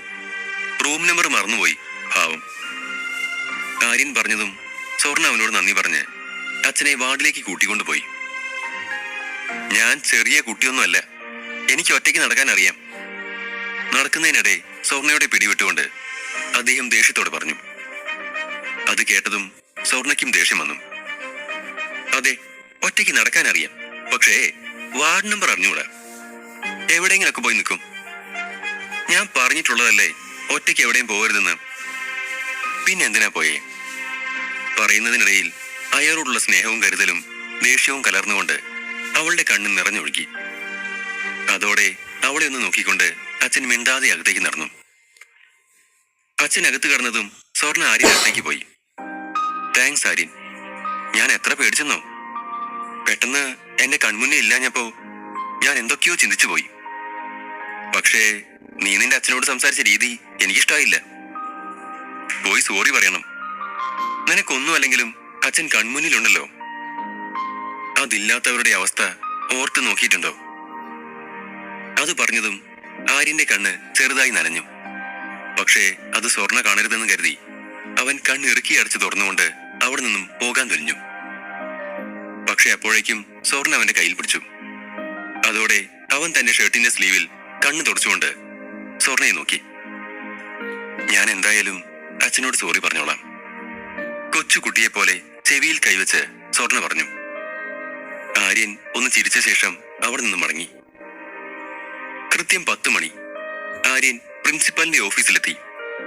പുറത്ത് ഒരുപാട് ആളുകൾ തടിച്ചുകൂടി നിന്നിരുന്നു. അധ്യാപകരും കുട്ടികളും മീഡിയയും എന്ന് വേണ്ട പലരും ഉണ്ടായിരുന്നു അതിൽ. പ്രിൻസിപ്പാലിന്റെ പെട്ടെന്നുള്ള പുറത്താക്കൽ എന്തിനെന്നറിയാനുള്ള ആകാംക്ഷയായിരുന്നു എല്ലാവർക്കും. ആര്യനും അവർക്കൊപ്പം കൂടി. കുറച്ചു കഴിഞ്ഞ് പ്രിൻസിപ്പൽ പുറത്തേക്ക് വന്നതും ചില ചാനലുകാർ മൈക്കൊക്കെ റെഡിയാക്കി ചോദ്യം ചോദിക്കാൻ തുടങ്ങി. മിസ്റ്റർ സന്തോഷ്, എന്താ ഈ പെട്ടെന്നുള്ള പുറത്താക്കലിന്റെ കാരണം? ചോദ്യം കേട്ടിട്ടും അതിന് മറുപടി പറയാതെ അയാൾ പുറത്തേക്ക് കടക്കാൻ ശ്രമിച്ചു. അപ്പോഴേക്കും ആര്യൻ പുറകിൽ നിന്ന് വിളിച്ചു. എന്തേ, താങ്കൾക്ക് ആ സത്യം പറയേണ്ടെന്നുണ്ടോ? പരിചിതമായൊരു ശബ്ദം കേട്ടതും അയാൾ തിരിഞ്ഞു നോക്കി. കയ്യും കെട്ടി ആര്യൻ മുന്നിൽ വന്ന് നിൽക്കുന്നു. അവന്റെ മുഖത്ത് അയാളെ തളർത്താൻ പാകത്തിനുള്ള ചിരിയുണ്ടായിരുന്നു. അത് കണ്ടതും പ്രിൻസിപ്പൽ റിപ്പോർട്ടറിൽ നിന്ന് മൈക്ക് പിടിച്ചു വാങ്ങി ആര്യനെ നോക്കി പറയാൻ തുടങ്ങി. വലിയൊരു ഒത്തുകളി നടത്തിയതിനാണ് എന്നെ ഇപ്പോ പുറത്താക്കിയിരിക്കുന്നത്. ഇനിമേലിൽ എന്റെ ഭാഗത്തു നിന്ന് ഇങ്ങനെയൊരു നീക്കം ഉണ്ടാവുകയുമില്ല. പറഞ്ഞവസാനിപ്പിച്ച് അയാൾ നടന്നകന്നു.